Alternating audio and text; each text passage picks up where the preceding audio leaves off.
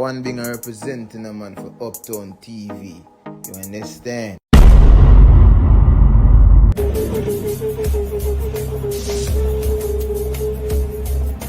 Yasama batachinoi, besama yemet nor, semi kades mangustinta, fegadi besama indionech, endi hu bemedir tihun, yala tenjarachnen sitenzare, bedelachnem ikkar belen, igna yebedelnen ikkaren demenil, awada fetna matagban, kakifu adenenen fi, mengist yante antanantana, highly maskan lizlealem.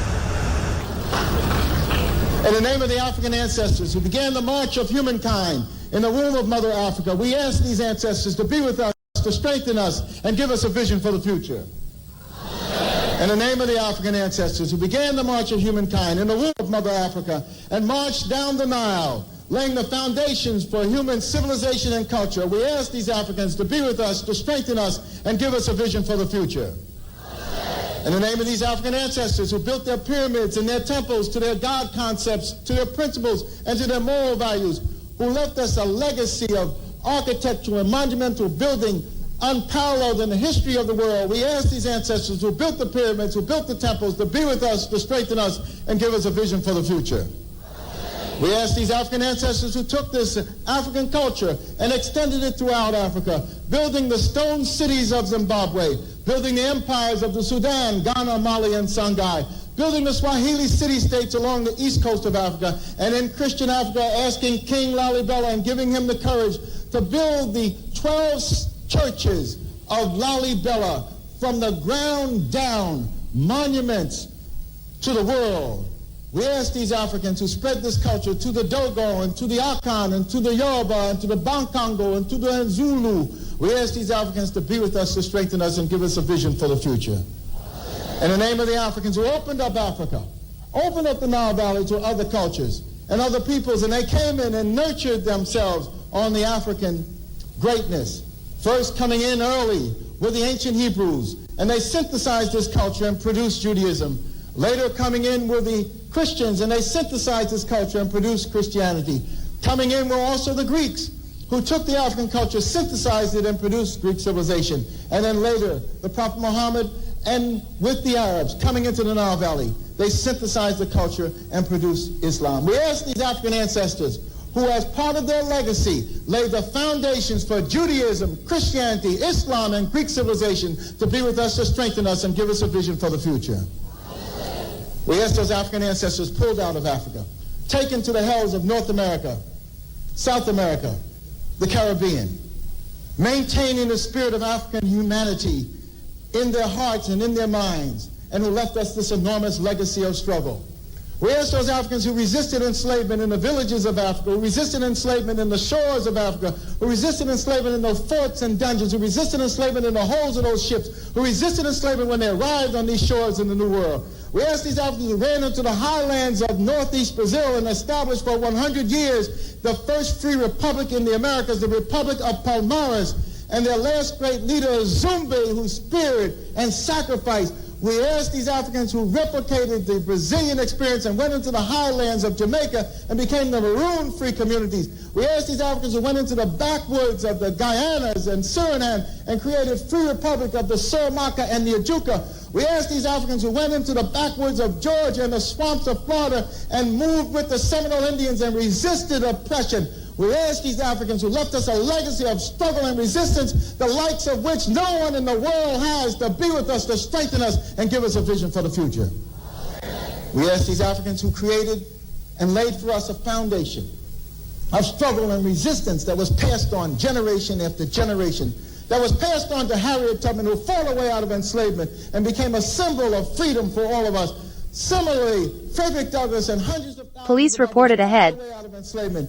We asked those Africans who went with Boukman Dessalines to create the greatest revolutionary experience in the history of the world, the Haitian Revolution, leaving us a legacy, the likes of which no one else has had. We ask these Africans to be with us, to strengthen us, and give us a vision for the future. Let us start our class with a prayer. Heavenly Father, Divine Mother, Friend, beloved God, Jesus Christ, Bhagavan Krishna, Mahavatar Babaji, Lari Mahashai, Swami Shri Yukteswarji, our Guru, Paramahansa Yogananda Ji, saints of all religions, we bow to all of you. Heavenly Father, Divine Mother, great Gurus, receive our love, receive our desire to love you more, to attune our hearts and minds with your great presence. Om. Peace.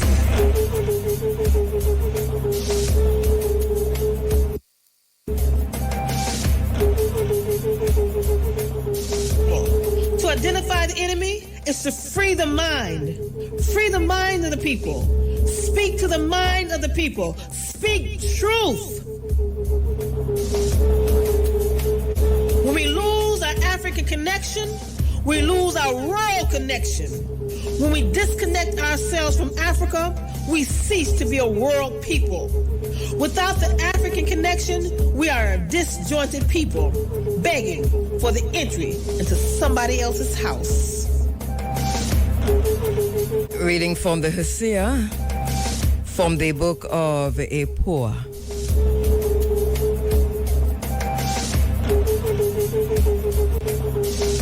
Everyone is silent about it.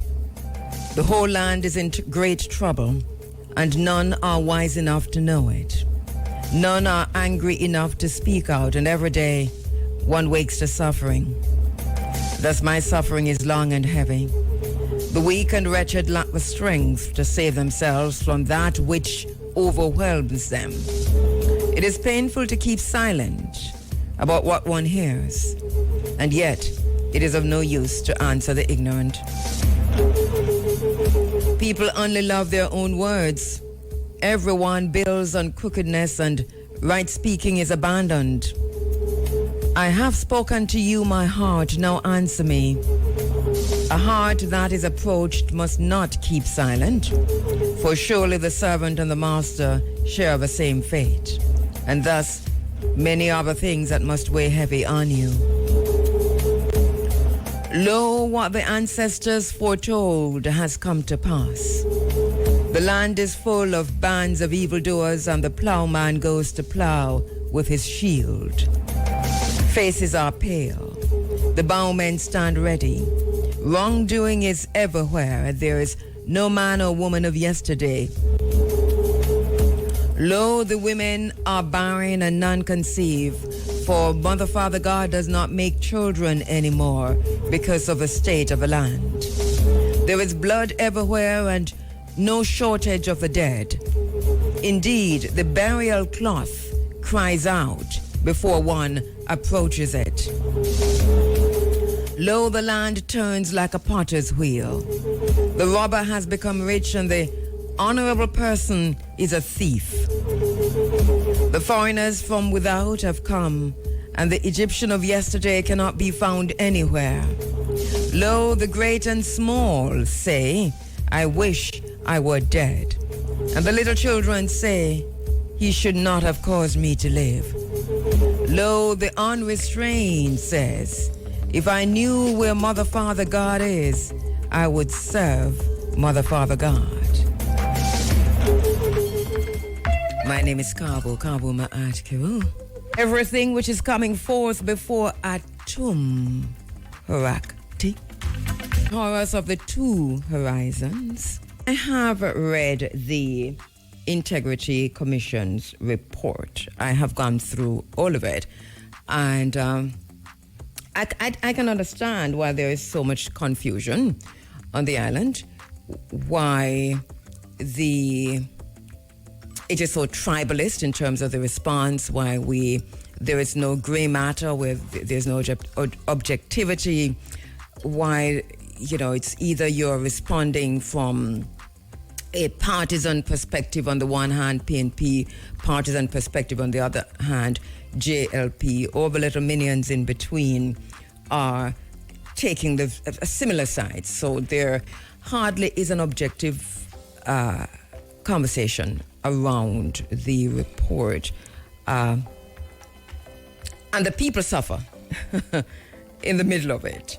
The Prime Minister is currently attending the activities at the United Nations. And here on the island, the discussions, and in some cases the quarrels, are still raging. It's interesting because I'm not quite sure when we're going to stop and recognize that this is not in our best interest. What is in our best interest is to, as far as possible, understand what has happened here, and then to say, what are the systems that continue to allow the kind of corruption that we're seeing in Jamaica at all levels, whether it's at the very top or the very bottom, that Jamaica is a corrupt country.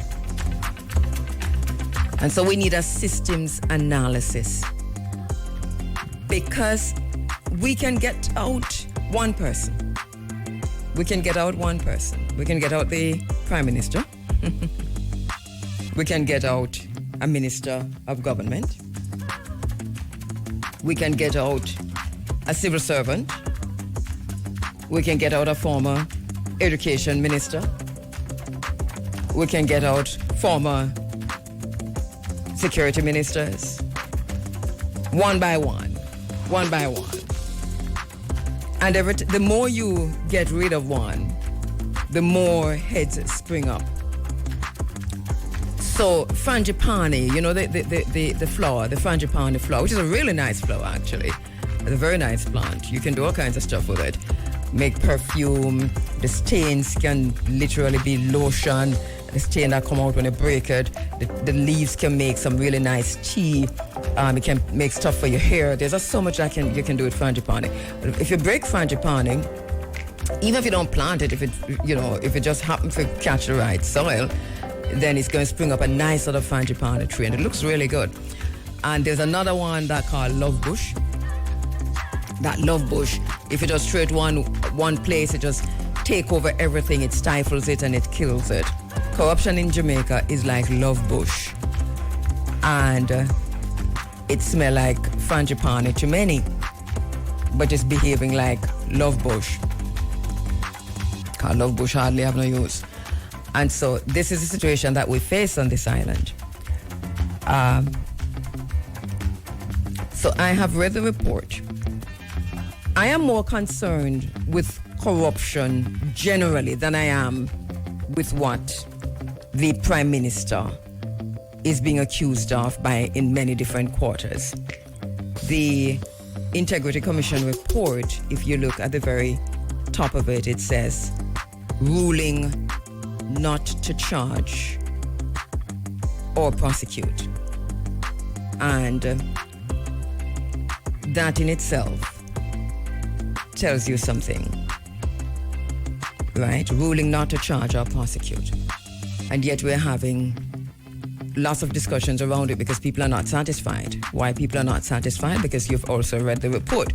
Those who have read the report have many questions, and those questions need to be answered. I am not so concerned with the report. As a matter of fact, I've read the report more than once, and I don't give a hoot. At the end of it, I think the report is just smoke and mirrors. The report at the end of the day is smoke and mirrors. The system that allows for corruption in Jamaica is what we have to take on. The lessons then we're going to have to pay attention to. By definition, corruption is the abuse of entrusted power for private gain. the abuse of entrusted power for private gain, the kind of power that politicians have. Whether you're Prime Minister, Minister of State, Member of Parliament, Minister, Senator, entrusted power for private gain, Minister of Education, head of a government agency. And you know, when I read, just reading through it, the second time I was going through the report, the questions that kept coming to my mind, well, let me say this again. When I started reading the report the second time, I said to myself, this report is not important. It is not important. It means nothing in the greater scheme of things. What is important is what we know, what we see, what we experience, and what we have been experiencing, what we have been seeing, what we know. And a question that came to my mind, well, many questions came to my mind.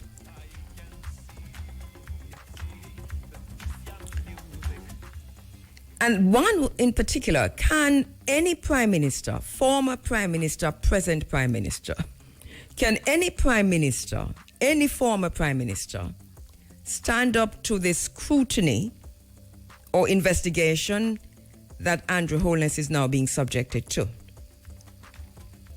Can any prime minister, any former prime minister in Jamaica, any minister of government, any head of a government agency, statutory body, government agency, can any of them stand up to this, to the investigation, to this type of scrutiny? Let us see if they can. That is a question I think that we have to answer. And then once again, I say, we know what we know. We don't have to challenge our knowing. We don't have to challenge our seeing, our experiences. We don't have to challenge that. We have been living this. We have been living this. We have been experiencing this. We have seen this. So another question that came to my mind is, if we get Andrew Holness, even though the Integrity Commission's ruling is not to charge or prosecute, will that change anything? I think we have to answer that question. If we get Andrew Holness in this hunt that we're on for one person, will that change anything? I'm talking within the context of the fact that I said at the top of this that we need a systems analysis. But we don't just need to analyze because, you know, there's paralysis of analysis. Because we know that the system is corrupt. We know that the system allows for corruption at every single level. Can any minister of government since 1962 stand up to the scrutiny and the investigation that Andrew Holness is being subjected to right now? And I'm not defending Andrew Holness. Do not get me wrong.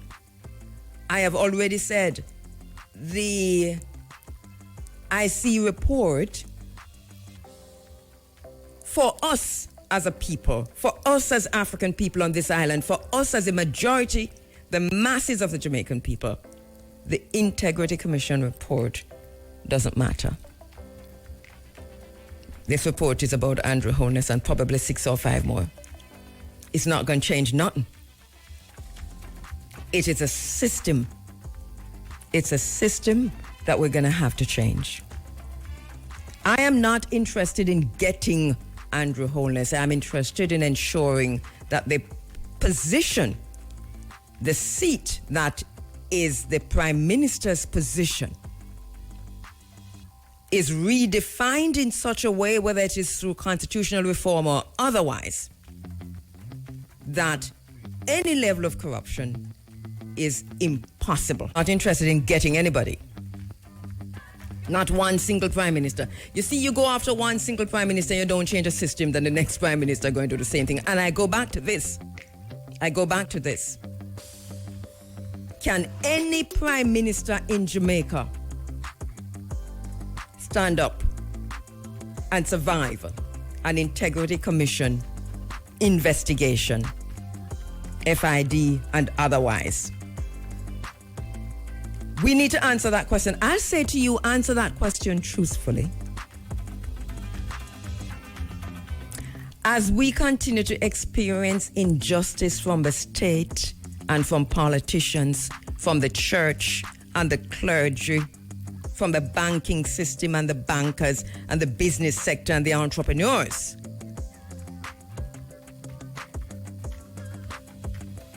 you recognize that the ghost of corruption that continues to haunt us over centuries in Jamaica, of live, breathing monstrosity that has to be taken down. In Jamaica, things are indeed what they appear to be, which is we recognize and we're seeing and we know that corruption is rampant. Remember, that the Transparency International, and we're also underscoring that we know that corruption is global, right? We know that this is a global problem, but it's Jamaica we're talking about this morning. And this is within the context of the integrity report that has been published, tabled, and everybody's talking about the Prime Minister and so on. So I'll talk about that some more later on this morning. But so while we know this is a global, phenomenon, Transparency International,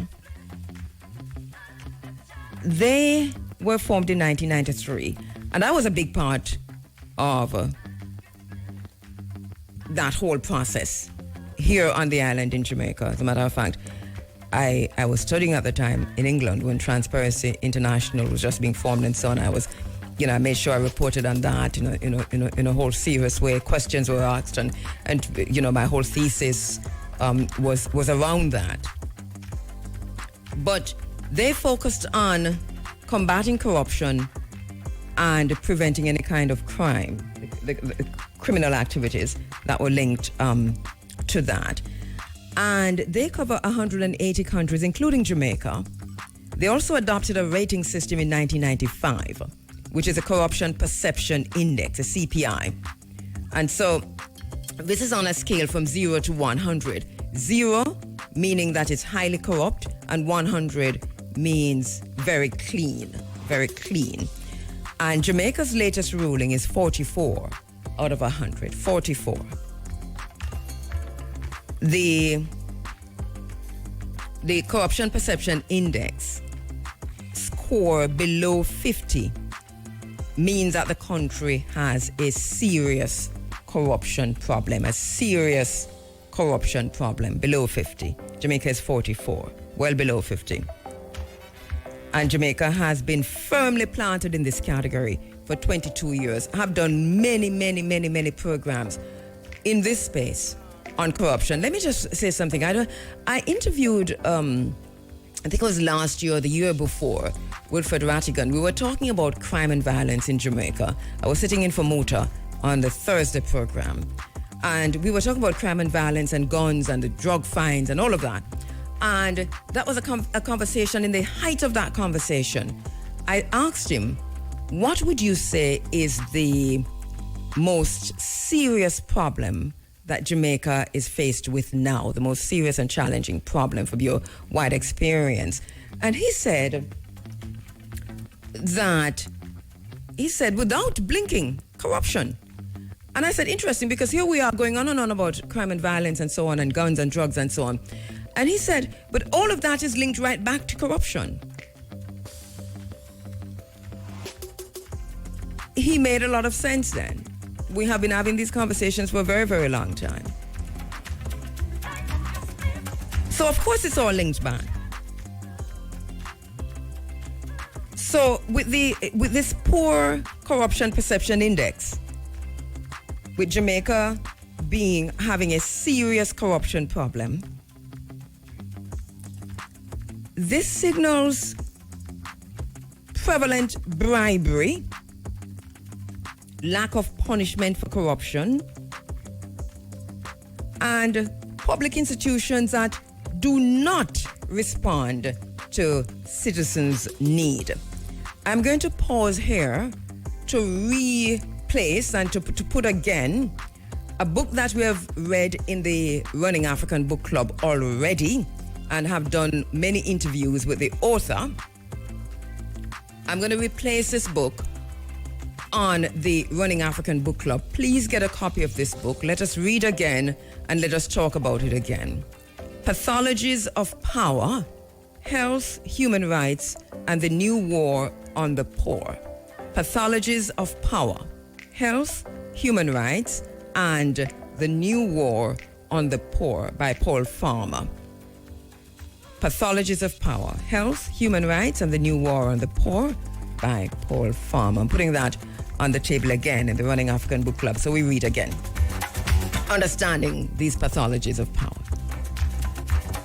So Transparency International Report 2023, that's just a few months ago, said, and I'm quoting here, collusion among the powerful, as well as the overwhelming dominance of the executive over the legislature, weakens Parliament's oversight capacities, creating conditions ripe for abuse and corruption among the powerful, as well as the overwhelming dominance of the executive over the legislature, weakens Parliament's oversight capacities, creating conditions ripe for abuse and corruption. That takes us to the Integrity Commission. Locally, the Integrity Commission was established in 2017, and I hope later on to be speaking with my very special guest about why this was created, the background to all of this, and also to look at the Integrity Commission report. I hope that we can get to her, my very special guest, King's Counsel Valerie Nita Robertson is expected to join me around about 7:30, so I do hope that we can get to her to talk a little bit more about. I found, in trying to understand what's unfolding here, I found that I needed to understand the Integrity Commission.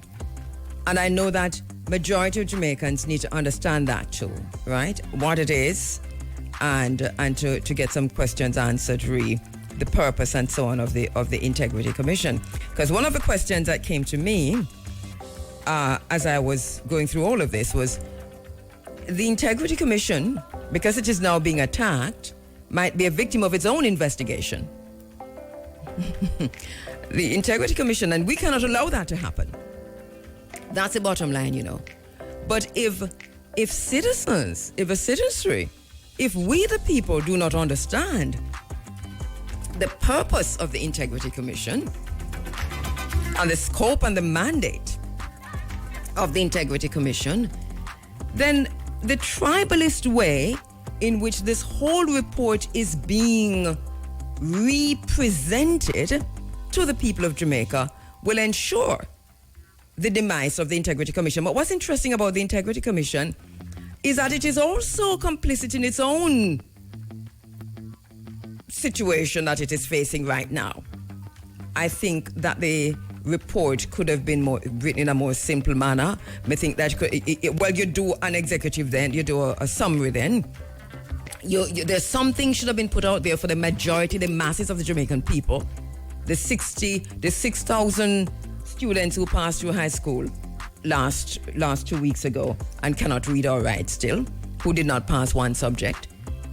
They are also part of this conversation, And if we are as we are, because we understand the literacy rate on the island, then there are many people who are depending on people in the media to explain this for them. But what I am hearing and what I am seeing is a tribalist kind of response. So you have to, there's a tribalist political way of looking at this. So if you're PNP, you're calling for the resignation of the Prime Minister. You don't care about the system which allows for whatever it is that you're accusing the Prime Minister of, whether it's in the report or not in the report, that very same system is the same system you abused for how many years you were in power, and then beyond that and before that, that cemented and ensured that corruption became a way of life in Jamaica. And then on the JLP side, you're saying that you're supporting the Prime Minister because he has done nothing wrong. But you're not even looking at the system which allows for the ethical wrongdoing at the very least, if not the legal, of many. And I'm not, as I said before, I have no interest in no one person. You could get the Prime Minister from now until next year. You could string him up, hang him up, strip him, tar and feather him and put him in halfway tree. The system of corruption in Jamaica remains. And if you take out Andrew Holness and put in another person, you're putting them in the same system that allows for corruption in Jamaica. We need a systems analysis, or we need to begin to change the system that allows for this level or any level of corruption in Jamaica. I have no interest in no one person. Do not talk to me about no Andrew Holness. I really have no interest in no one person. And I know that this is hard for you to wrap your head around, but walk with me, because I understand that if a system is corrupt, it don't matter who the manager is. It don't matter which leader you're putting at the chair. The system allows for corruption. This is how I see it. Okay, what's happening here? Tell me what's happening, because I'm getting called. I do have a call that's holding, and I'm not quite sure what's happening. So let me see if I've got Oli Matatal. Oli, you there? Yes, I am. Good morning. Right, good morning. Well, I see another call coming in, and I'm not quite sure why. That's Kumba. Oh, but okay. So let me. Oli, okay, so we're gonna have to do this over, because there should be. It's a conference call, and so she's gonna have to take you up back and put you on hold. I don't have a broadcast assistant. Please bear with me this morning. I'm going to.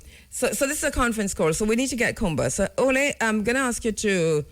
Could you pick up Oli, please? Conference from your desk, and then we go through. My apologies, darling. So we're going to do this again. All right. So Oli Matatal is standing by, and we're going to make this a conference call. And if she picks up for us, which we're still seeing the calls, let me disconnect both, and no, it's not even happening. All right. My apologies, Kumba. Totally. So this is this segment of the program. We're going to be speaking with Oli Matatal and Kumba, of course. But let me take another break. You're inside of the Africa Forum. This is Running African. Stand by as we do this. All right, I can tell you what we're going to be talking to Oli Matatal about. So the Youth Leadership Let Art Speak is happening. Lots happening in New York, and I think this is where this is going on now. And so that event is happening, and we want to have a quick chat with Oli Matatal, who is journalist and CEO of Sengyeng Productions. She is a humanitarian activist. She's a Grammy-nominated publicist, a booking agent, event planner, tour developer, African dancer, actress, and filmmaker. And she's no stranger, of course, to this program. Then Kumba Toure, she has more than 30 years of experience in leading, implementing, and evaluating programs for social justice. She's chair of trustafrica.org, and she chairs trustafrica.org, and she serves on the board of Women Building Up. She's the founder of Invisible Giants Foundation, which documents the stories and celebrates women working for positive changes. She's also a storyteller and a children's book author and a former coordinator of AfricansRising.org and former Ashoka.org representative for the Sahel. All right, so not quite sure what's happening there. Oli, you there? All right, so we lost that call. Let me do this. All right, you're inside of the Africa Forum. This is Running Africa. We're going to sort this out. Let me just get my act together as we sort this out for the next interview that's coming up, or the first interview for the morning that's coming up inside of the program. Once again, Youth Leadership, Let Art Speak. That's what's happening in New York. I want to chat a little bit about it. It may be them. After them was every man for himself and God for us all. And I want to push back at that to say that what Norman and Buster did when they went to England in terms of selling out this country, that there should not be no patriots or no national hero. And this is why I'm going all the way back as far as I can go. Because the corruption that got us in the place that we are now, that set, or the action that really set the corruption in place, it was the action of Norman Manley and Buster Manty. And I'll challenge anybody to have a conversation with me about that. But anyway, it's not you upset with, guys, just the point that this has been our reality. And it is not a reality that we are embracing. It's a reality that we are pointing out because it is what it is. And in this space here, we deal with the isness of things. The isness of things. I think it's about time we stop fooling ourselves, pretending that if we stand on our high horses, on our soapbox, like we in Hyde Park, and criticize someone from our own corrupt stance and call that person out for corruption, it makes us feel better and we think we're better. But we have to change a system that facilitates. All right, so I think we do have our two special guests online now. So let me go back to the phone lines. Yes. Oli Matatal and Kumba Ture. Oli Matatal, you there? I am here. Brilliant. Thank you so much, Kumba. You there? Yes, good morning. And thank you for having me on the call. Yes. Okay, thank you so much both for taking the time out to be inside of the Africa Forum.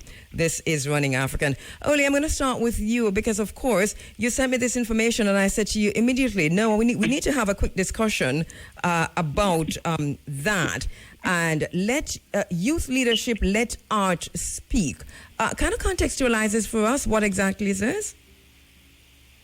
Well, actually, I think it would be better for Kumba to answer that. All right, I created. So I think.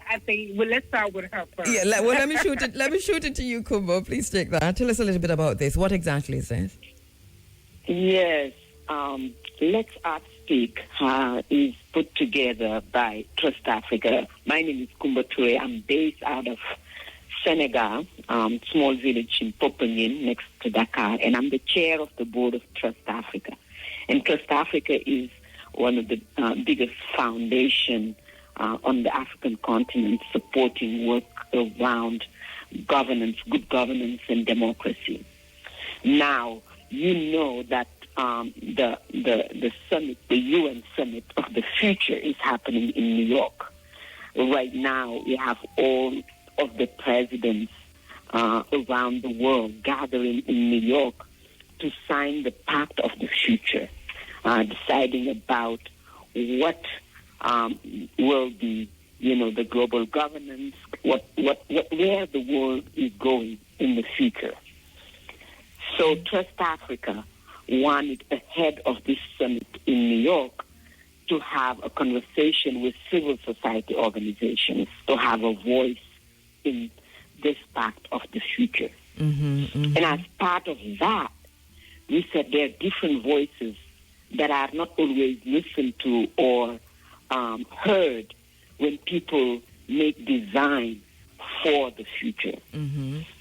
Young people, artists, civil society groups, women are not always consulted or listened to as decisions are made that will affect their lives. Yes. And when we talk about the future, we're talking about changing. We want something different. We all know that we live in a world that doesn't work for most of us. Yes. If you're a woman, if you're black, if if you're poor. So we invited artists, and Olimata, who's on the line, has been amazing helping us pull together this. But we invited a lot of artists, writers, spoken word artists, designers. Yes. Who are some of the people? Who are some of those people who are participating? Oh, we just had Kabu-Ma'At-Kheru from South Africa, who just organized the biggest, we call it global artivism in South Africa. We had artists from Ethiopia, dancers from California.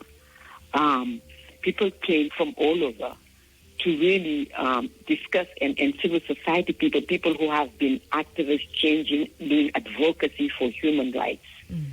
And Oli could tell you it was, and has been quite days here, exchanging and discussing between academics, artists, activists that are African and Africans in the diaspora to speak and to dream of a different future. So the United Nations is, as usual, kind of guiding what we focus on at any given time. And so they're guiding our attention to looking to the future. This is what they're saying to us now. And so everything that we're doing is couched within that. How do we ensure that this doesn't become another talk shop, which is normally what we see coming out of the UN, but that in a way, as Africans come together, as they're coming together from across Africa, this becomes an actionable outcome for Africans to take care and to put ourselves in charge of ourselves. You're so right. And this is why we organize our own, really gathering and pull the people's voice that we think needed to be heard. To have this conversation, because what we said and what we are still saying is that for something to exist, we have to imagine it. Somebody have to think about it. And if we go in the past, decisions that have been made, how things have been set up, even the current model of the United Nations, the World Bank, all of those design were done without our decision or our asking. A lot of the system that we're living in today was set up at a time where most of our countries were still, under colonization. So today, we have to be able to think of a future of the world and relationship between countries and people that is completely different and that is imagined differently, and it has to be imagined by us. And we thought that artists were the one who were capable to help us think and imagine beyond what exists today. And for us to be able to work and fight to go towards that. So that's really what this conversation in this summit has been about. Yes. Oli, what's your role in all of this? Well, I was brought on to pull the artists together. I booked the artists to be a part of Let Art Speak. I pulled in Kalila Rose, who's a reggae artist based in New York, but I think most of you should know her. I think her music is played in rotation in Jamaica, but she's a very powerful sister. Rasta, her message, it's kind of like a vibration of a Queen Ifrica, and I wanted somebody strong to really represent that very Pan-African Rastafari ideology. So I chose her. And then we chose another artist who was like an R&B soul artist, neo-soul artist out of California that's based in New York. Her name is Kiara Lanier, and she's dynamic. She has like a Erica Badu, Nick Lauren Hill, and Whitney Houston all in one. And she was phenomenal. And then we had some Senegalese dancers, Fakar, who provided djembe, sabar, and talking drum, and they taught the individuals how to dance. We had a poet who is so dynamic, based here in Brooklyn, from an organization called Man Up. They work with the African burial ground in Brooklyn, and so we had an opportunity to go and pay honor to the ancestors that died during slavery, that weren't given proper burials in Brooklyn. So we first went and venerated and honored them, did libation. That's the first thing we did from jump as we opened up the summit. And then after that, we went to Harlem Art Wall, which was on Malcolm X Boulevard. And for me, the small time that I did speak, because there were so many people from all over Africa. You got people from Namibia, from Ethiopia, from Gambia, Senegal, Ghana, Guinea, South Africa, Zimbabwe. I mean, people were coming from all over, so I really wanted everybody to participate. So the short time I spoke, I just really invoked the spirit of Malcolm X, because especially since we were on Malcolm X Boulevard, this really was what Malcolm X represented in the last part of his life under the man he called Omali Malik Shabazz. He had moved out of that Malcolm X transition and turned more into a Pan-Africanist, going back and forth to Africa, working with Haile Selassie with the Organization of African Unity, and then forming his own organization, the Organization of African American Unity. So what this summit reminded me of was African people creating our own self-determination. So this specifically was self-determination around art. And knowing that art is the voice of the voiceless. Of art, course. whether it's visual arts, poetry, music, whether it's singing, we all have a role to make sure that whatever we're doing it in a way where we're trying to heal society, not just to make money for our families, but heal society. And Kumba, art is so important, as Oli is pointing out. We cannot underestimate the power of art. It is art that has, over the years, driven our thinking on things, the way we view things, the way we conceptualize things, the way we imagine things. For example, African people who have been colonized imagine their God as being white, whereas those who are not colonized imagine their God through art as being themselves. But it is art that has led us to imagine Michelangelo's relative as say a representative of Jesus. So we see art representing ourselves to ourselves. How can we move this from here, from the summit, from the space, into reimagining, as you pointed out, and to represent our true selves to ourselves? Yes, thank you so much. Really, the activities that we did were only a beginning, and the call is to every artist, actually to every African person, to everyone that is listening to us, to help us imagine a different world. And when we say imagine, really one of the part of the conversation with one of the artists, also Pierre, who's also a dreamer who works on dreams, what he was telling us and what he led us to was that everything that we see, except of ourselves as human beings and what we find like nature on ground, everything else has been imagined before existing. Whether it's a chair, whether it's a radio station or an institution, it has to be born first in the imagination before it manifests. Yes. So we as Africans, we as artists, we as people who are lovers of justice have to come together and imagine a different world, a different way the world treats us. And it goes beyond how we've been treated.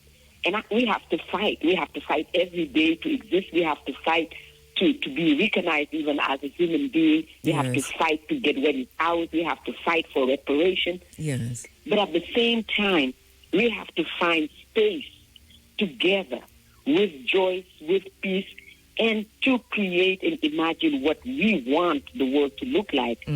Because it takes so much energy to always have to be fighting and standing and just surviving. Yes. But in the midst of that, we have to find that moment, those powers to create and to think, what would it look like if we were not having to be fighting like this every day, and to design it and to work towards it. And this is really what we started with these gatherings here, and we wanted to continue. I like it. I like the idea of this. All over the globe. Yes, congratulations on this. Let art speak. I really love this, Oli. Symbolism, art, symbolism through art is the bane of our existence, literally. Symbolism through music. I know, Oli, that you've been carrying the music across the continent of Africa to reconnect diasporan Africans with continental African. And I see this as just another vehicle for you to carry this on. I heard Kumba saying that this is just a beginning in terms of this particular summit. Where do we go from here, and where do you go from here out of this summit in the vein of Malcolm X? Well, for us, we're lifelong activists. I've known Kumba since I was 17 years old. We come out of the Selma movement.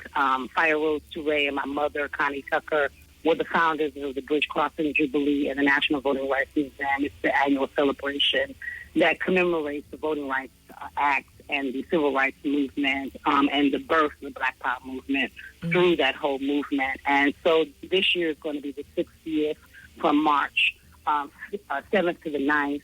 So we're asking everybody to come to Selma to be a part of 40 activities that we do in 4 days, and that will be a part of the discussion. I was talking to Isis the other day about Let Art Speak on her show, and she was like, "You have to come to Jamaica. You have to come to Jamaica." I know, Isis. And that's what we have to do. Yes, and Isis just ensured that me and I are not going to New York to check out this thing, because she's saying take it to Jamaica. No, but I do agree with her. So I think one of the things that Kumba is going to definitely have to do is create a way where we can bring it to different parts of the diaspora. And that's what this is about. It's about building the bridge between Africa and the diaspora. It's about creating solidarity. It's about redefining what we want our new African Renaissance to be.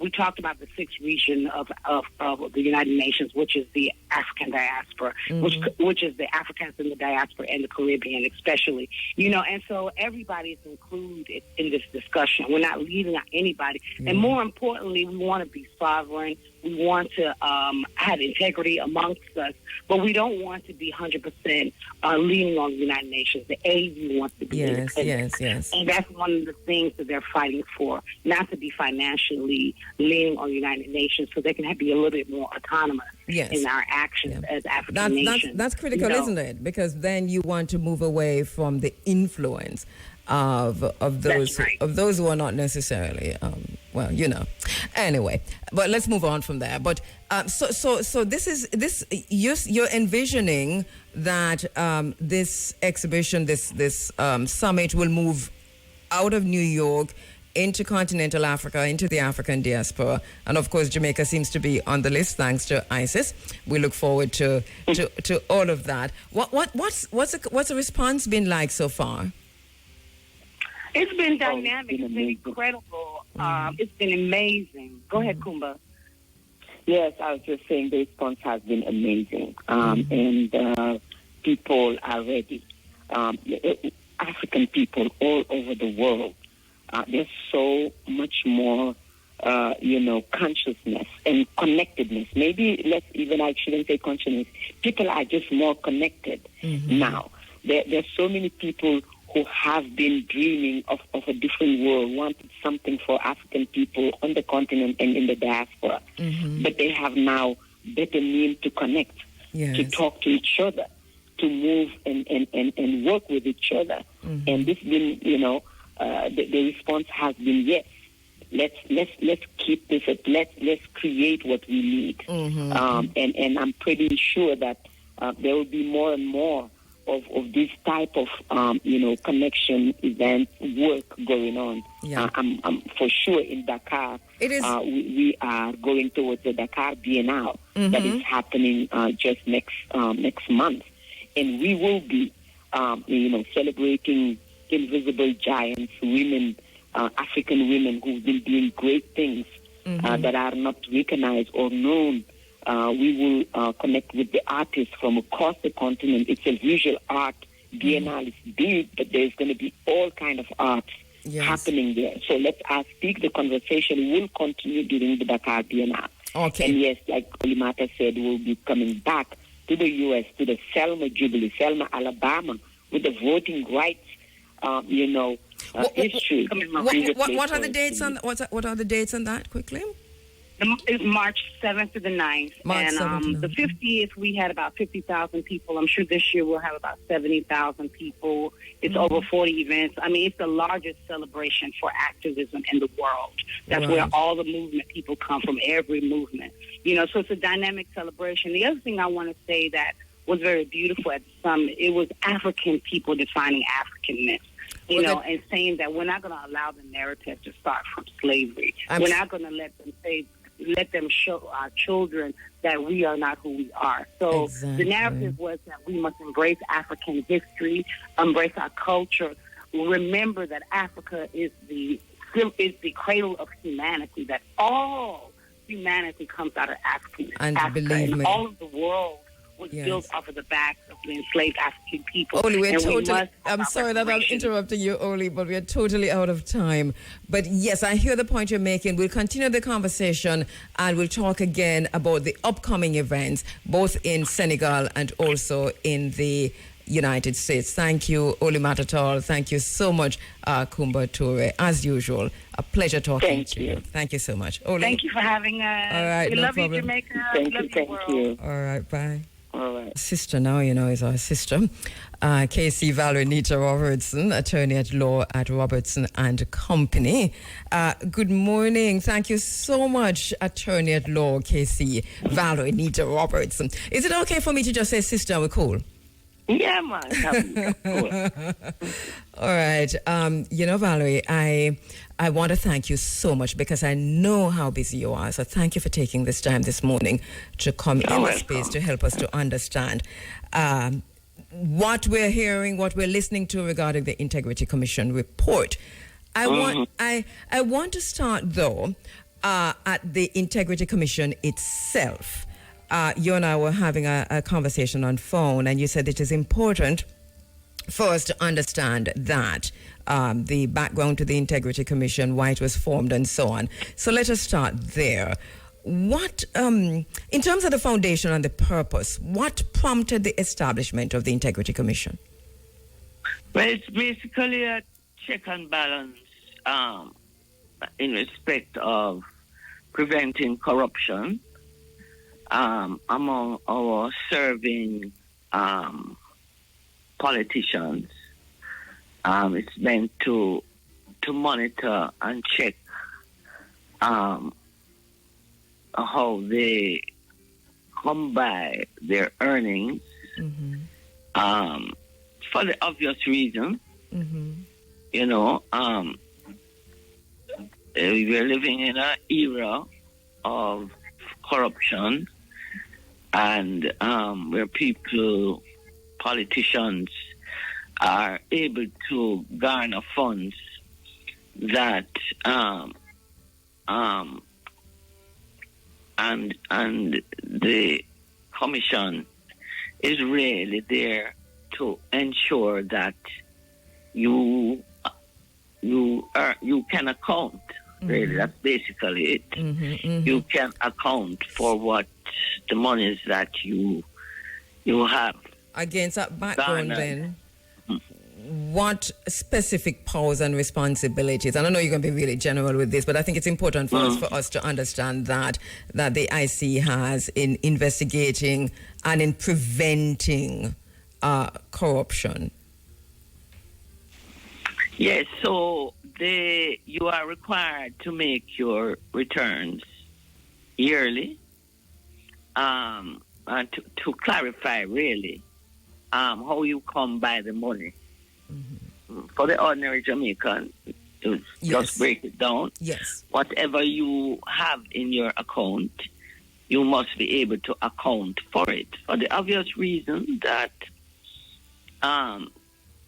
politicians are in a powerful position in the country, and so they are able to access funds from all over the place, and the Integrity Commission is really the body that ensures that you can account for what you earn and what you put in these accounts, so that you don't enrich yourself from government funds or from other means, because people can be bribed, and when you're bribed, you receive money from all kinds of sources to do all kinds of things, and so it's really a protection. In that sense, and in Jamaica, the Integrity Commission must be facing some major challenges, because we see what we see, we know what we know, we're experiencing what we're experiencing, and corruption is rife. This is a knowing that we have among politicians. Yeah, and it's worldwide, frankly. Yes. It's not just confined to Jamaica. It's worldwide. Yes. And yes, it must be very difficult for them. And that is why the politicians are required to account for what they're accumulating. So they look at the salary, they look at your salary, and they look at, and they ask you to be transparent and to account for whatever you put in your account. And so what do in Jamaica and overseas, because there are times when they're able to trace and find overseas accounts in which money is lodged. What kind of powers does the Integrity Commission have then, in terms of, once you've done the investigation, whether and you find that there is corruption, what powers or not? What kind of powers does the IC have? I don't think they have enough powers. I think they're playing around, because if you really mean to be serious about this, then you should have extensive powers to in that regard. I don't think we have enough. They have enough powers. Is it toothless? I think so. That's my view. That's my personal view, that it's toothless. Because people don't really, politicians have power. And so if they want, they can avoid answering the Integrity Commission, frankly. Yes. Okay. So that takes us now to the Integrity Commission report, the one that people have been talking about for so long, finally tabled. Have you read through? Did you get a chance to read through? No, but I mean, it's been in the news. I kind of know what's going on, really. The report, the recent report, I think this is the first report we are getting. But you're off the top of your head, your own, your immediate thinking about it. I raised some questions this morning, and then no, I'm even from your first response regarding whether or not the IC is toothless. That is beginning to answer some of the questions that I was raising in this space. But when you, I know you've been reading the reports around the report. Your immediate thinking. What are your thoughts on it? Well, I believe that our politicians need to understand the reason for the commission, and they need to respect the process.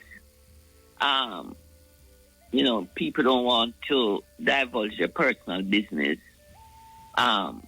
but it has a purpose. We want to see to monitor our politicians for the reason that they have a great deal of power. Yes. And they need to be monitored. Well, let me ask you about the system, though, because this is my point is we need a systems analysis and attention to the system that allows for anything that the Integrity Commission has printed here as that is now tabled, as opposed to looking at individuals. So I understand the tabling of, you know, you have to file your reports and so on, but if the system remains in place that allows for any level of corruption, does it matter what the Integrity Commission does here, there, and, you know, cherry pick one day so, one day so, one day so, and it looks like it also depends on a reporting structure? Yes, I didn't, when they were originally doing that, you know, I didn't like the reporting structure because it allows things to squeeze between the cracks and the edges, you know, and that's why I say that it doesn't have much teeth to my mind, and we have been seeing it over a number of years. Various people who squeeze between the cracks. I don't know where they copied the structure from, or usually, because we don't originally have it, we usually take it from other countries, the process that they have. But I think it's pretty weak. It's pretty weak. And because of that, our politicians don't take it seriously. They see it as an invasion of their privacy. But then you have choices. You don't have to disclose your personal business if you don't become a politician. But if you do, then you have to be accountable as to what you earn and how you earn it and where you earn it. I want to push you a bit, Valerie, the system. Because, for example, the Integrity Commission has raised concerns about conflict of interest. But does the system allow for this? And we're talking about, in particular, there's one thing they raise, and it's Prime Minister Holness' business partner, who also chairs the UDC and the HAJ, and at the same time is a business partner in a similar industry to the HAJ and the UDC, and they're saying this is a conflict of interest, and that this must be dealt with, or it will be deleterious. I think it's a word that they use. But how was that? It seems to me as if the system allows that, because no questions are being raised within Parliament, whether Senate or nowhere else. This was allowed to happen. Feel like him done nothing illegal. Yes, and Jamaican people don't really see it as illegal. But what the commission is about, is that once you go into the political arena, you open yourself to being asked these questions and to being told that if you are in business with if there's overlapping business partners, then it's a conflict of interest.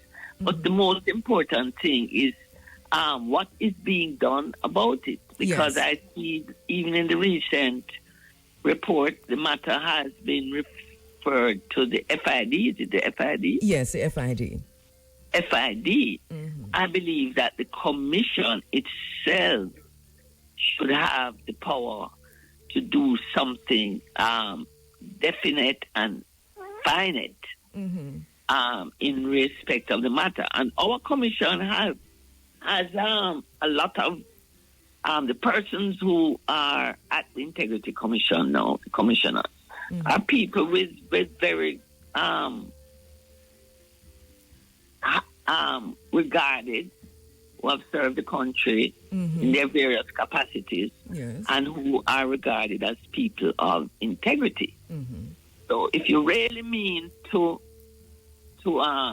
curtail or to expose or to make people accountable, then you should make the commission have some teeth. Right. So this is a sticking point, and it's almost like, where do you go from here? But does the commission have the power? Because there's another conversation on the ground here in Jamaica, and up to this morning I saw somebody else put out a TikTok video and a YouTube video from the JLP talking about this. It ends here. The commission does not have the power to send this on to the FID. So there's a whole lot of confusion in the space where the masses of the Jamaican people do not understand, and so it becomes a tribalist situation while corruption stifles us. Yeah, well, what it means is that you set up a commission that really doesn't have the teeth to do what it should be able to do, and the matter goes on and on and on. I don't think the commission has the power to send it to the FID. When I saw that, I was wondering, what does the FID have to do with this? I don't know. And that's a question that is out there, and I too think it's a relevant question. But you are the attorney, and this is why somebody like you, who pretty objective in a lot of these issues, we really had to find you to get your thinking on it, because of the confusion that is on the space. One side saying yes, they have the power. I see people going through and breaking down the mandate of the FID and say, of the commission, and saying, well, it says ABCD, and so even though it don't mention FID, then obviously FID falls under that umbrella. But then on the other hand, we have this discussion. So in your mind, yeah, well, when you have these laws, and you have to be reading between the lines, that's the first indication that it is not powerful enough. Because you have to be guessing. Everybody has a view as to what the commission can do, and you're guessing. That's a sure sign that it doesn't have the teeth that it should have. In terms of the many accounts, so this is another thing too, that I found. I said, the commission, I honestly think the commission could have done better in this report, right? Because the first thing that we hear is no charges or ruling not to charge or prosecute. So that is a ruling. And then you go through now to show all of what you did or most of what you did. It's if you read, I read it twice, and you're the lawyer, so you'll tell me after you've read it, but it's like obfuscation to me. We need to read it a third time to understand what is all of this. So if you have all of this, how come no prosecution, no charge? It seems to me that there should at least have been a charge. What kind of situation do you think, from a legal perspective, would make a prosecutor say, no charge, no prosecution? They don't have sufficient information. And really, we are bereft.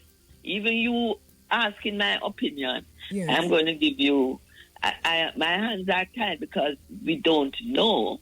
We don't have the information to come to a final conclusion. We don't have the information. Where is it? So we are guessing on what the information is. Yes. And because we have to guess at that as to whether they can do certain things, or what is it? What are they accusing the persons of doing? And what is the material on which they have based their findings? Because so you leave us out here, the citizens, to guess and spell, and that's dangerous because you can convict persons, for want of a better word, without the necessary information, and that is dangerous. You don't want to dirty up people's integrity and to make it appear that they did something wrong. But you don't have the information. Why? Even what I read in the newspaper is bereft of information.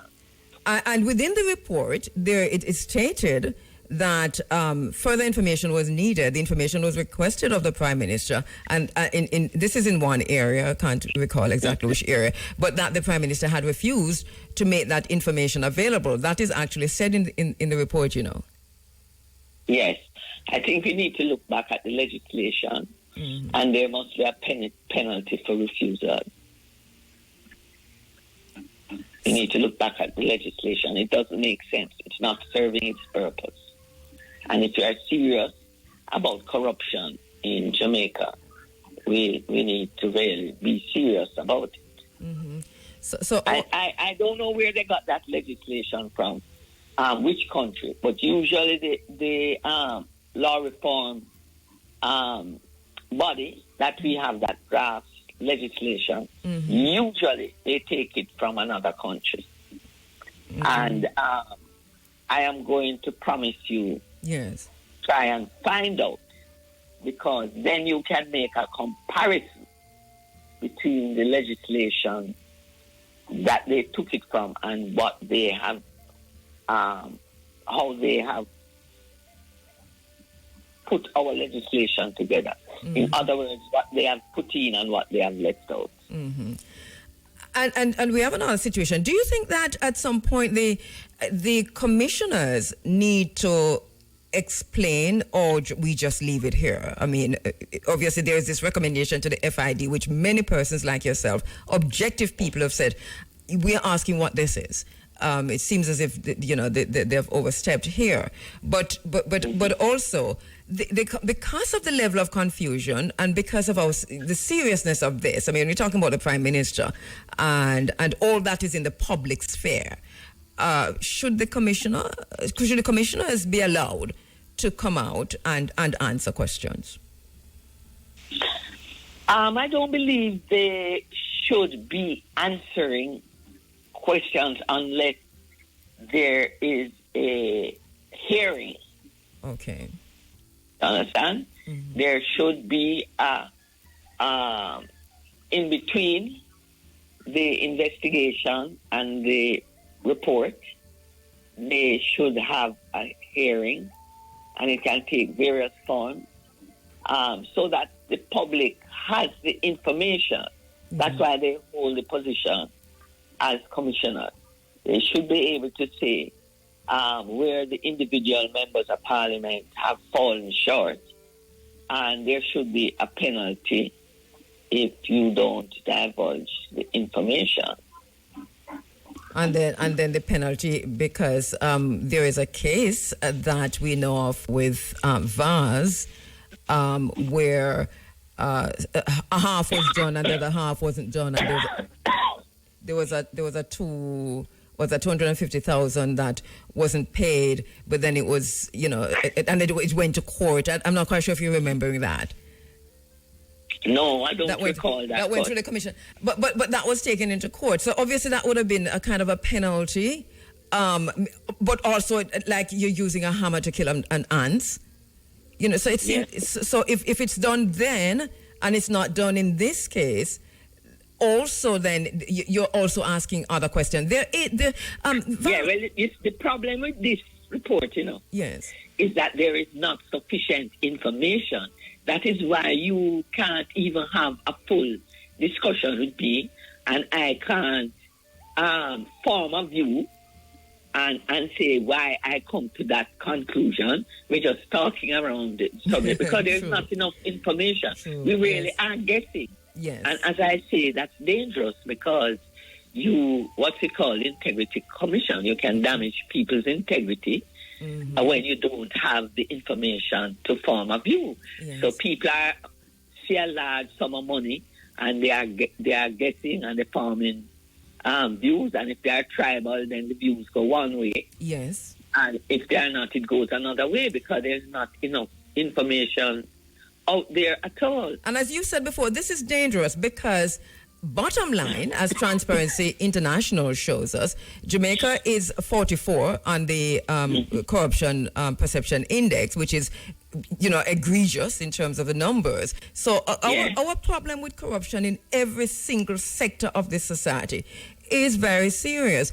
And so is the Integrity Commission in danger of being a victim of its own investigation or lack thereof? Definitely. I believe we need to look back at the legislation I'm going to find out, because that's what they always do. They always copy it from another country. And see exactly what other legislation has in, and what we need to put in our legislation if we are serious about controlling corruption. Yeah. What are some of the, let's move a little bit away from the IC and the report itself, but to speak of corruption broadly and to say, what are some...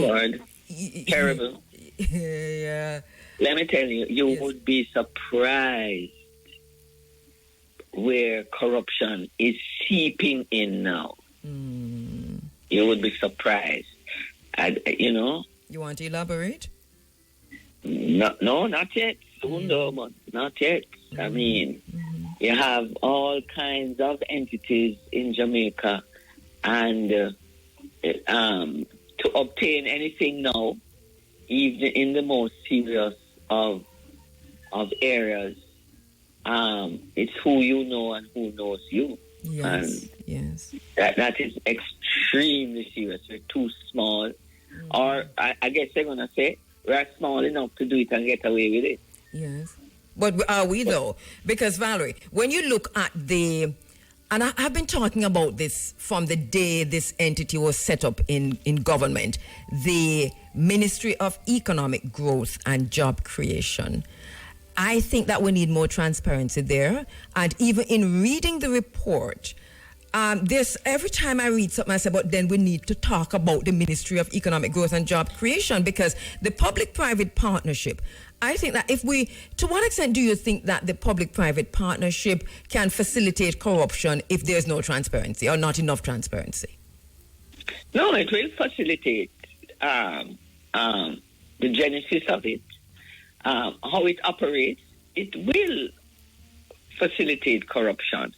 Because, you know, in Jamaica, it is said that one of the reasons why our roads aren't properly repaired is because contracts are given out by the MPs in the constituencies, and they're given to persons who are required to give a kickback. And that is why the roads are not properly fixed, because if you are given 10 million and you have to give back the MP a good cut out of that, then you're cutting out material that you would ordinarily use to complete the road work. I mean, that is something that so politicians have people who they align with, who they give the work, the contract. It is said, and they get a cut back from it. What is the role of ethics in, because I know you have ethics in law, ethics in medicine, ethics in journalism. I don't know if it works in law, but I know it works to some extent in medicine, but it definitely don't work in journalism.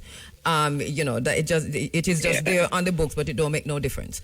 So the point I'm raising is that with ethics in government, politics, but government in particular, it seems to me as if this, outside of the Integrity Commission and agencies set up to ensure that, you know, people are not thief. What about basic ethics, though? Do you know, have ethics committee and stuff like that? Well, it works in the legal profession. I can tell you, we are very vigilant with it. Yes. And if you are found to have run afoul of the ethics, the consequences are serious. You get barred from practicing, from earning your living. Yes. And yes, ethics is needed all throughout, especially in politics. You know, we need to go there. We need to pressure for that.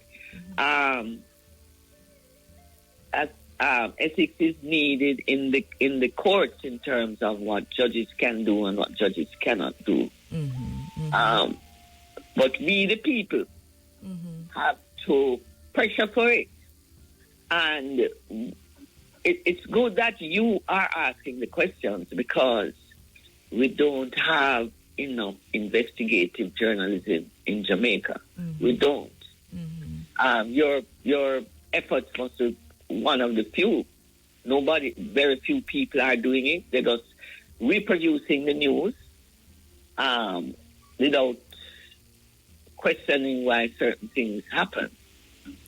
And it's what keeps people honest in what they do, and it is what informs the public. Because if you don't put it out there, the public will not know.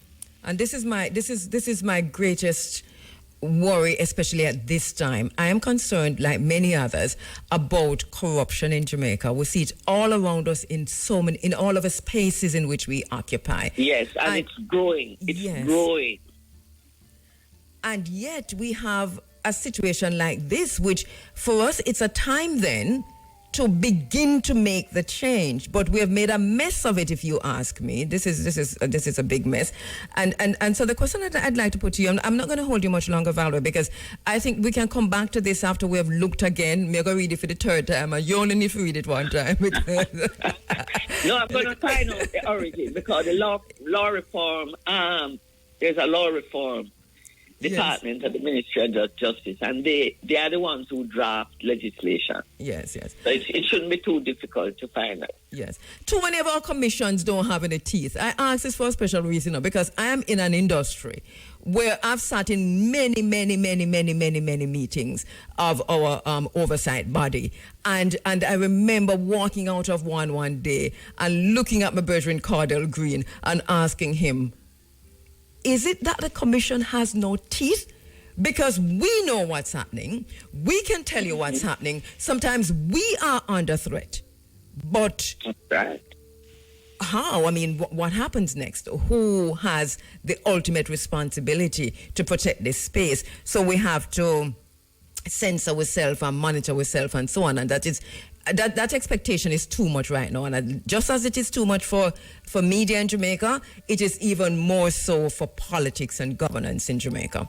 So I want to ask you, Val, if you, in terms of looking at where we need to go with the Integrity Commission, and especially against this background and within this context, what would be your recommendations? And I know that you work on time and consultancy and so on, so I don't expect you to give out your fee-paying recommendations on air.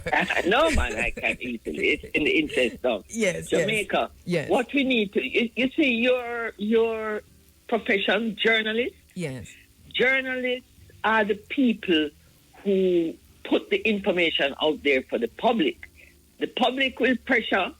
The public votes.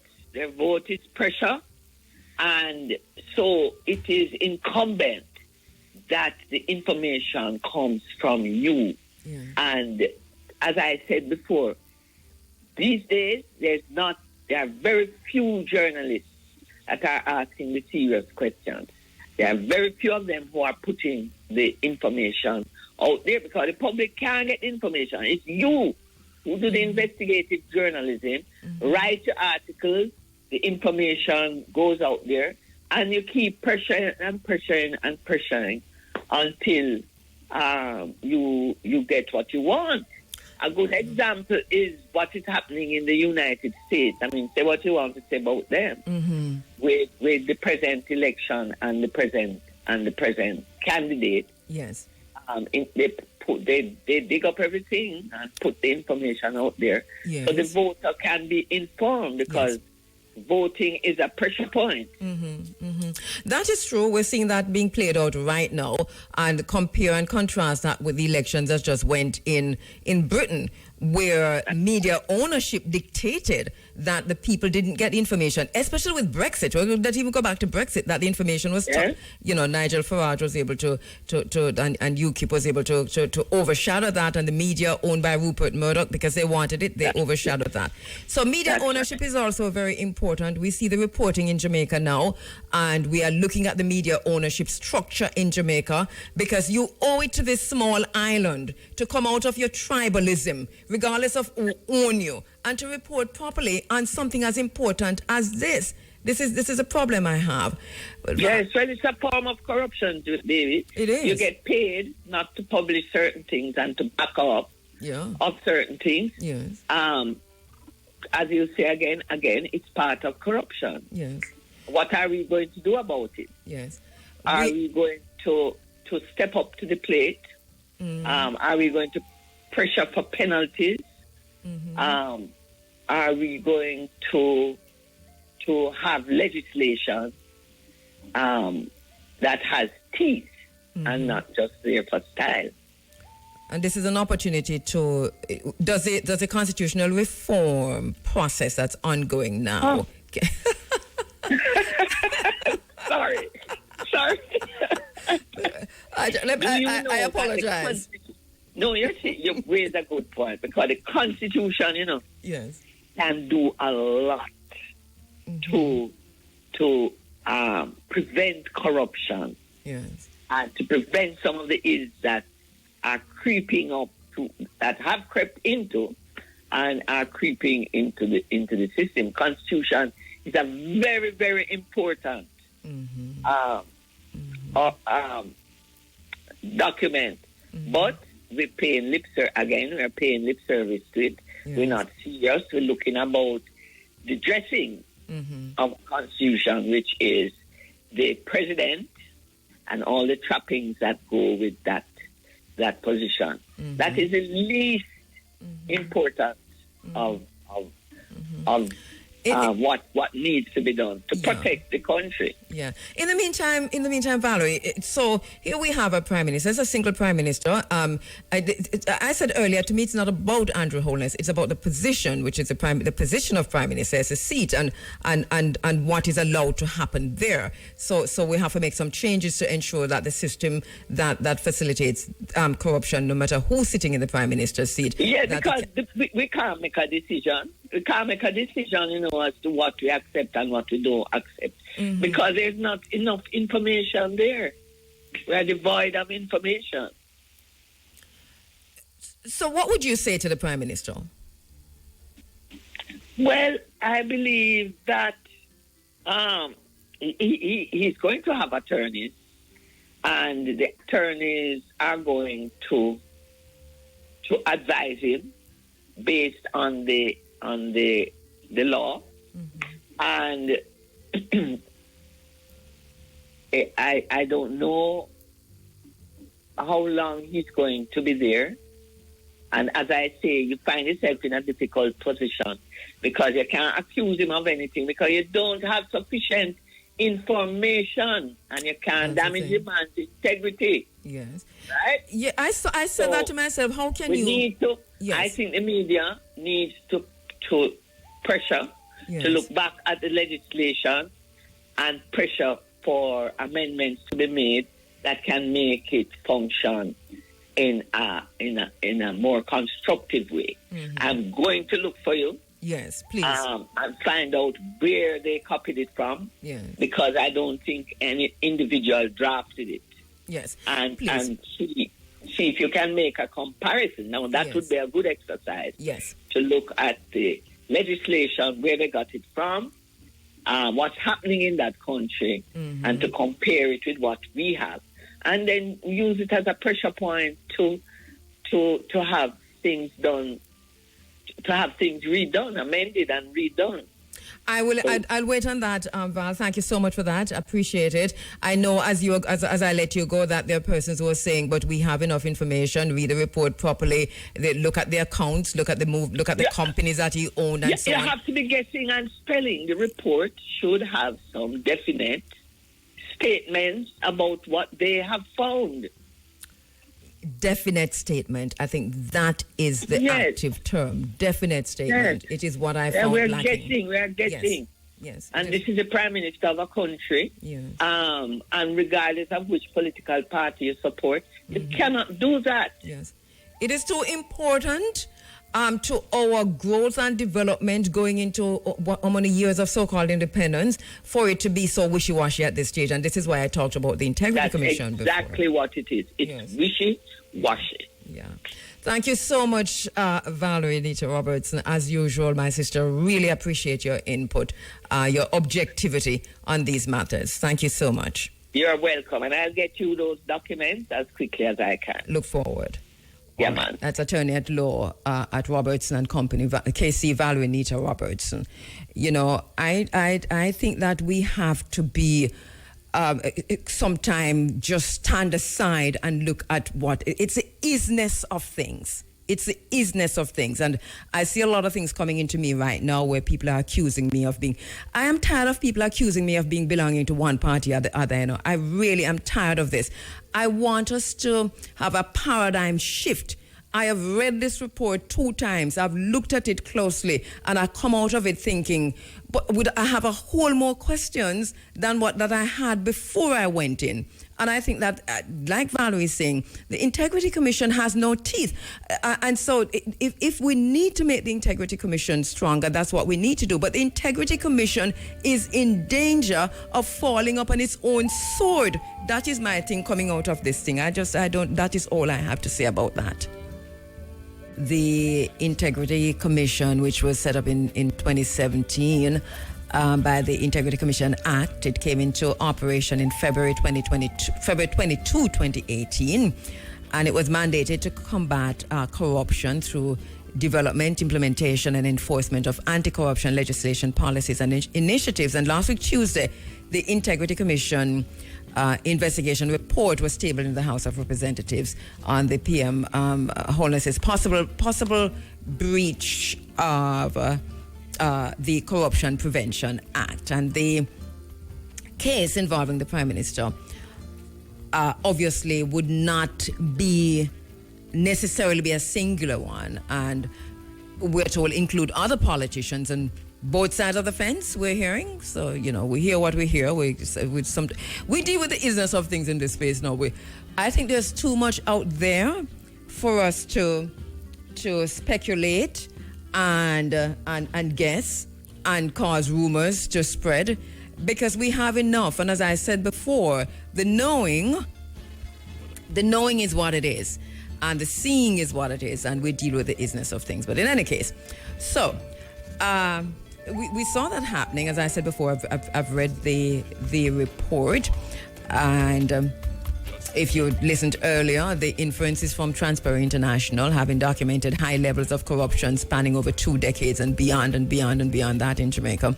So while we see the opposition here now calling on the Prime Minister to resign, and this is an interesting thing, and some people calling for elections and all kind of things, and nobody calling for the end to corruption.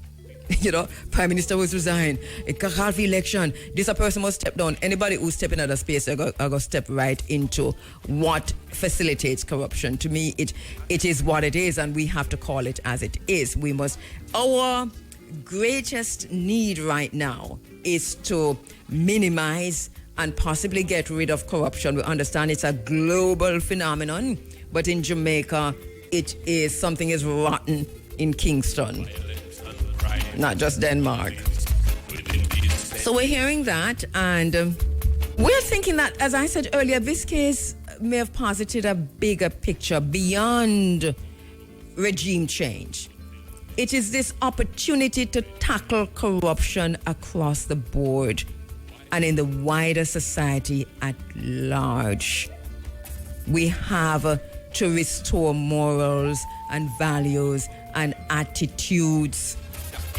We talk about this in this space all the time. When PJ Patterson called for a return to values and attitudes, he was laughed out of wherever he was laughed out of. And that was a big mistake, one of Jamaica's biggest mistake, because PJ know why he was calling for a return to values and attitudes. And we say once again, and we're not... Anyway, so here we are. Are we building a nation, or are we building a hut? Because our job is to ensure that we're paving the way forward to a more equitable and just society with minimal, if not none at all, corruption. And we can achieve this. But in Jamaica, we celebrate corruption. We celebrate criminality. We celebrate badmanism. We celebrate gun culture. We celebrate gangster culture. This is the kind of thing that is happening here in Jamaica. So values and attitudes gone through the door, and it don't matter which party you belong to. This is what we're facing now as a nation, and we have to call our own selves to order.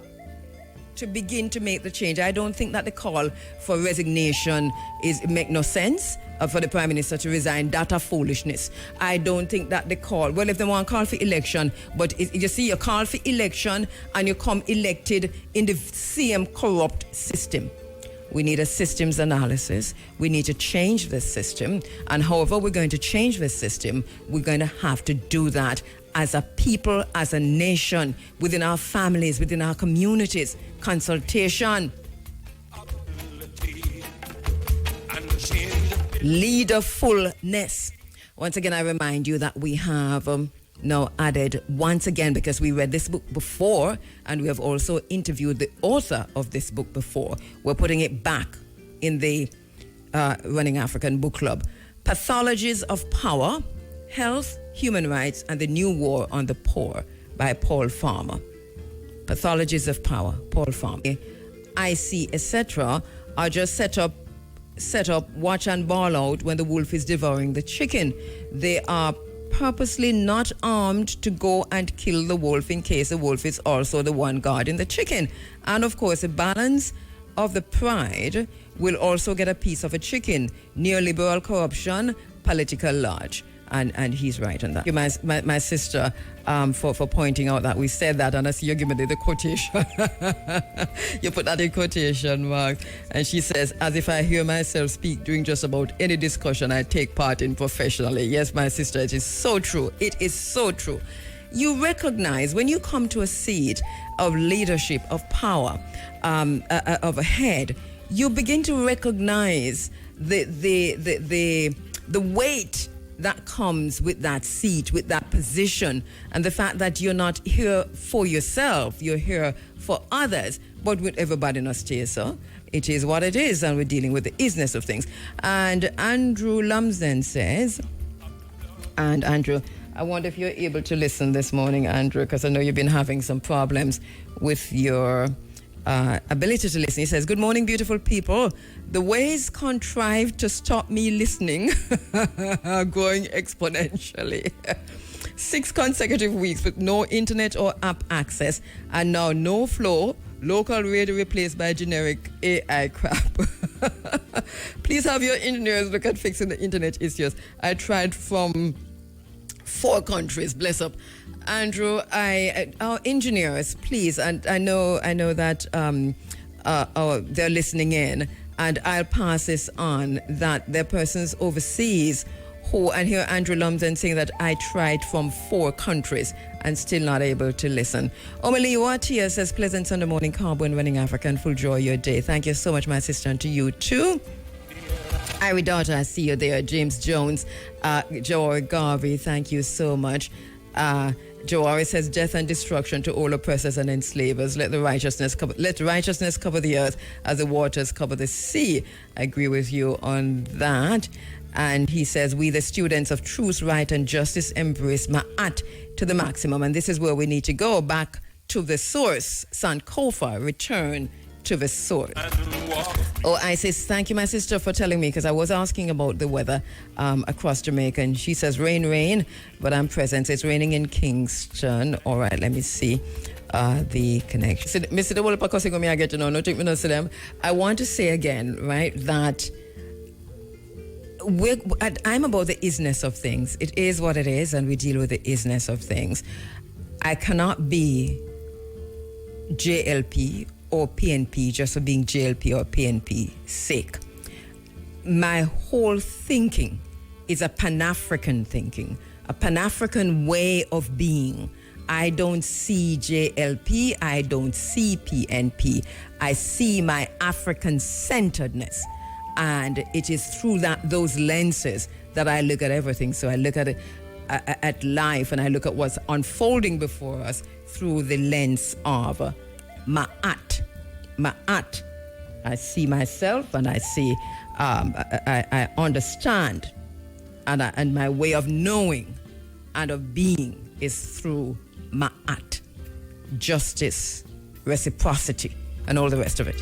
So Imani, my sister, Dr. Imani Tafari Ama, because there's a call in Jamaica for people to have more babies. They're saying that we're seeing a declining birth rate in Jamaica, and there is a call for Jamaican people to have more children. So we're going to be interrogating that with Dr. Imani Tafari Amma, former project manager at the Institute for Gender and Development Studies, regional coordinating officer at UWI, a Pan-Africanist and an author, a womanist. Of power, pathologies of power, health, human rights, and the new war on the poor by Paul Farmer. You can read it.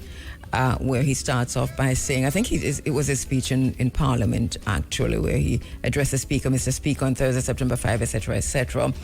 And so the entire speech is available. You can go and find that. There are many questions. I am in no way standing here this morning and pronouncing guilt or innocence on anyone. I have literally made it my duty to not speak about the individual person. For me, it is about the system that allows corruption. One of the things that I have been saying all morning is that we need a systems analysis. One of the things I've been saying all morning is that corruption is rife across Jamaica. And if we're going to get rid of corruption, we can't do that by, one, shouting at it, as Amilcar Cabral tells us. And secondly, we can't do that by just getting rid of individuals, the bodies that occupy the spaces, because they're occupying spaces that facilitate corruption. So we have to ensure that those spaces are immune. Those spaces are vaccinated against corruption, so it don't come nowhere near this. You understand? As soon as it come upon corruption, it dies. A natural death. It just cannot happen. But right now, it's laissez-faire. Anywhere you go in Jamaica, it doesn't matter where. Jamaica, corruption is thy name. We have to tackle corruption. That is our duty, our responsibility, and the lesson that we must learn from all of this discussion about Integrity Commission report and so on.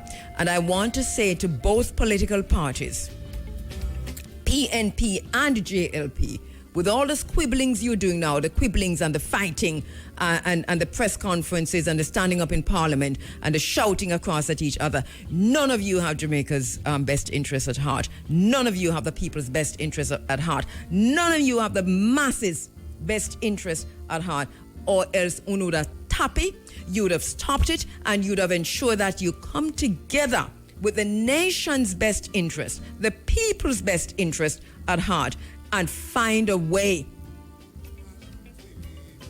to cauterize corruption, because it is on both sides.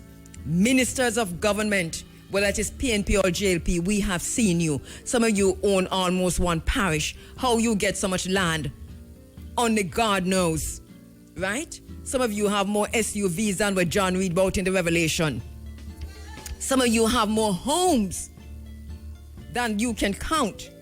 Some of you own homes from Europe to the Caribbean, to outside of the Caribbean, to how much you own in Jamaica. Some of you have beachfront properties that we don't know how to come by it. Some of you, we know from our pitney, we know from our barefoot boy or walk or school. With some of you, we know you from you a little girl sit down in class coming from a poor family, just like what you hear Andrew Holness said.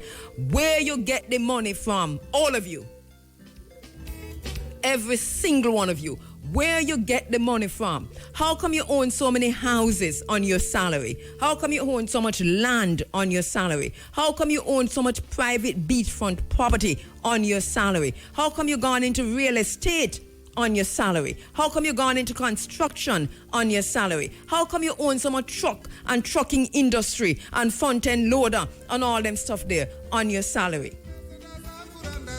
This is among both parties. We see this happening in Jamaica. This has been happening in Jamaica for a long time. I don't know if Andrew Holness never get the memo as to how he hides certain things, why they catch certain things. And I'm not saying that he did anything. I'm just saying from the report, they say that 2 or 3 bank accounts were not included And it is from those exclusion of the bank accounts, which he said, well, my mother owned that one, my father owned that one, and a worker owned that third one. And then the report goes on to show that he did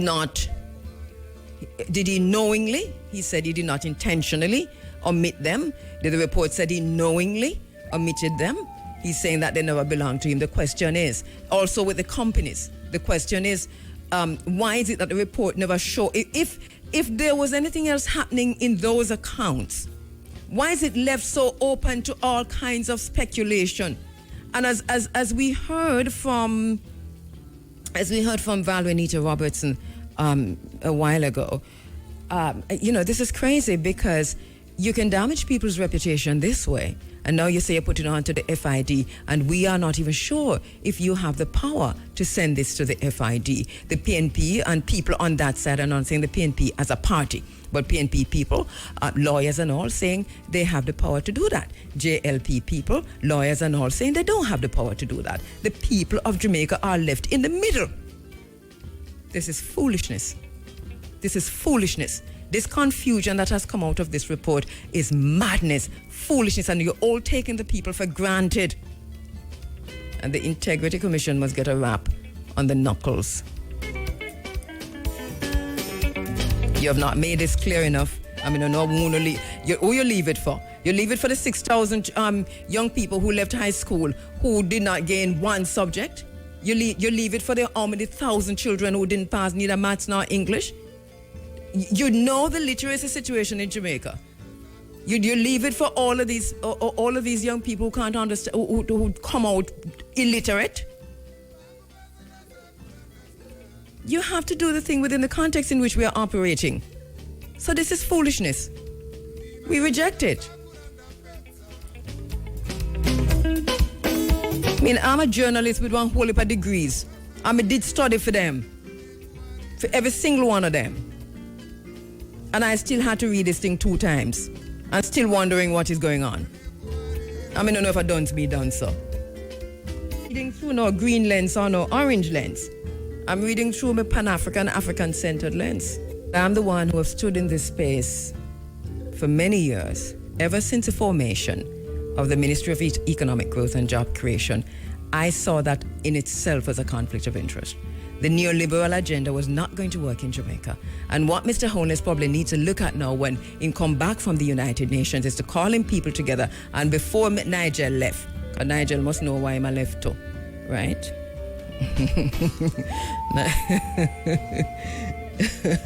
Nigel must know why he's leaving. Mr. Nigel Clark must know why he's leaving. But anyway, so what the Prime Minister needs to do is, when he gets back from New York, is to call his people together and to look again at the powerful ministry, that Ministry of Economic Growth and Job Creation. That ministry, without more transparency, is the first place we need to look to understand what's happening on this island.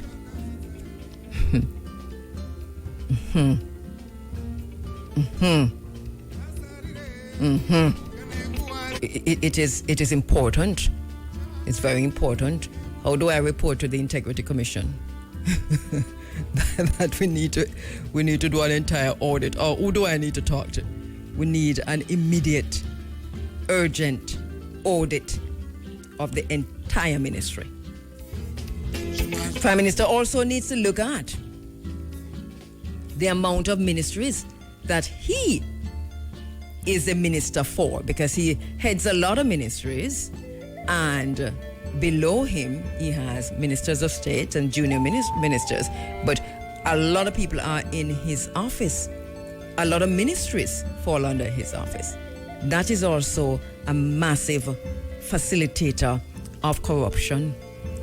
Mr. Holness, that is reading like a personality that is exhibiting the dark triad. You know what the dark triad of personalities is? It's narcissism, sociopathy, and Machiavellianism. You have to look at yourself. You must be able to see yourself. And that's something that might be a factor in some of what is unfolding here on the island. If you can't see yourself, then humble yourself and look in the mirror that others are pointing at you. That is also important to do. As a person, I'm just saying this, you work in an organization and one person who in charge of everything. You can't in charge of everything. If you're in charge of everything, how is this going to function? How is this going to work? It cannot work. It cannot work. It cannot work. It can't work. And then the report talks about the HAJ and the UDC and the partner who is into real estate. It also talks about the companies. Does the system allow for a prime minister to own 3-4 different companies? If the system allows that, then the prime minister not do nothing wrong. That's the point I'm making, So we need to look now at the report. Look at does the system allow for the prime minister to have 28 different bank accounts? Well, if the system allows that, then the prime minister do anything wrong? That's why we have to talk about ethics and morals and values and attitudes. But also, when it comes to governance, we need structures in place, policies in place, protocols in place that have legal consequences. We can't just depend on karma. This is too important. And I want to say again, Prime Minister Holness is not the only and the first Prime Minister to own companies. Prime Minister Holness is not the only nor the first Prime Minister to own one whole heap of bank account. I just want to say that again. Because we have enough experience on this island in journalism to know that this is a situation that is celebrated in those halls, in the synagogue of Satan, and in those spaces. So this is not, corruption is as corruption does. And it might look like corruption and walk like corruption and talk like corruption, and it is really corruption. If the system is corrupt and celebrates corruption and allows corruption and doesn't make corruption illegal, corruption is going to walk and talk and sleep with you. And as I said earlier, I want us to put every single prime minister on trial in our minds. I want us to put every single minister of government, look at them. Remember when they were sworn in. Remember when they came into office. Remember who they were, who they are, what they looked like, what they said, what they owned. Some no longer in and some still in. We're talking about from 1962 till now, some dead and gone and no consequences. We're going to leave it so? We cannot solve it by just getting rid or by trying to embarrass Andrew Holness, because that's basically what this is. It cannot be solved by trying to embarrass Andrew Holness. And even if you embarrass all of them, living and dead, it still won't be solved. You have to put the structures in place to prevent it. And if the Integrity Commission is one of the agencies that will be responsible for preventing that, then the Integrity Commission must be empowered. You cannot give an agency like that so much responsibility without any authority, and least of all without any power. Let me see who this is written by. It looks like it's the opposition minister. All right, so all kinds of stuff happening, Yvonne. I don't know why it is telling me to register my mobile. All right, no, so I'm not getting it. Apparently, I'm not able to read it. Conceptualization of the Integrity Commission. The above referenced editorial also asserted that former Prime Minister Bruce Golding's proposal for the establishment of the position of a special prosecutor evolved to the current single anti-corruption legacy. This assertion is not accurate. His bill for a special prosecutor met with a demand for significant amendment. And I know I'm not reading it properly. So apparently it is in the Gleaner. And, I see why it's telling me to register my phone. I see why. Yvonne, copy and send it, give me. Copy and paste, my sister. Copy and paste. Just before we go to the break, I really need to, let me do that. Let me pause and let me do this, go to the break and come back. I'm talking about my sister Judith Bodley and my sister Yvonne Brown. Judith Bodley lost her mom, and Youths, my sister, my friend, I remember those days. You know, we've been friends for many, many years, Judith or myself. Similar to me too, you know. And here we have, now it's my turn to have this conversation with Judith. We're doing this privately, but we're also saying, my sister, my friend, you know, lots of hugs. I know I can empathize and sympathize. I know what you're experiencing because I've also experienced it, and this is why I say I know. And I really want to reach out and hug you this morning and to say,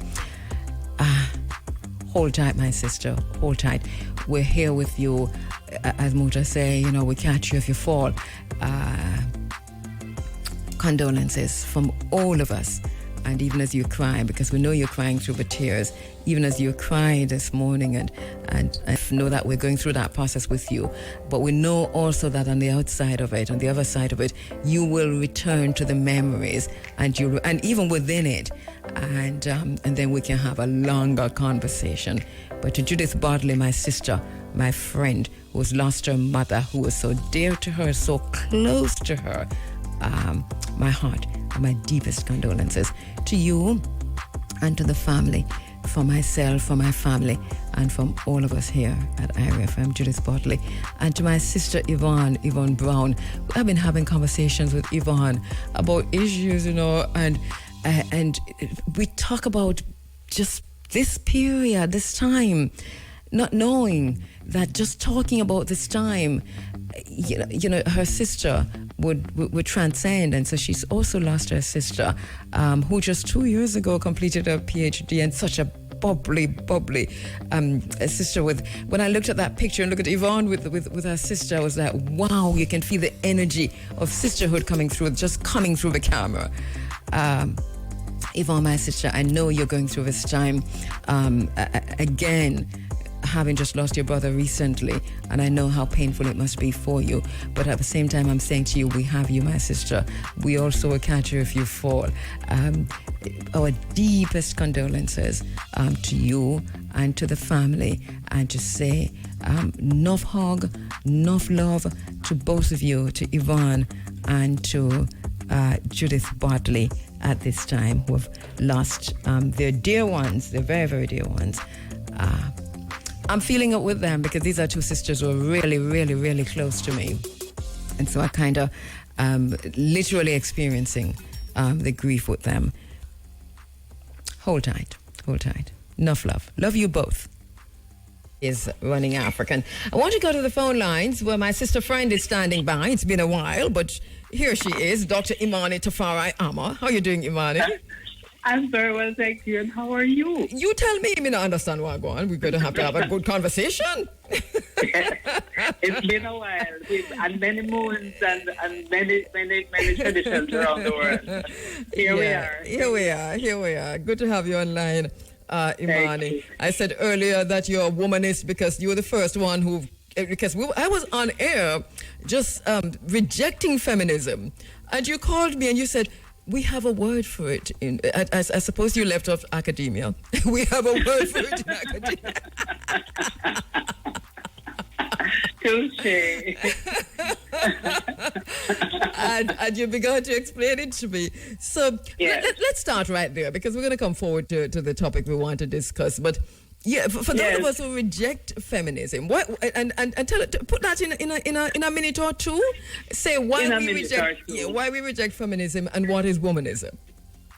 Okay, so you know how everything that we struggle and resist has this connotation of race and class and colonialism and all these things attached to it. So feminism came out of white privileged women's appropriation of the struggle of women for equality and justice. And because of their positions of power, were able to speak more visibly or loudly than a lot of women who did not have access to such platforms. So this didn't acknowledge the sojourner truth, who didn't come out of the university environment. The bell hooks who was in the environment, but of totally a different persuasion, Alice Walker. So Alice Walker was the person to whom this phrase, term was attributed, womanism, because black women looked at white women and said, your struggle and our struggle for equal rights are two different things. In fact, your engagement with white men in this capitalist framework to look critically at patriarchy is something that is of a different texture than what we have been struggling in terms of family. Family, you know, we want to unite with our brothers who have, like us, been oppressed and struggling for side rights and so on.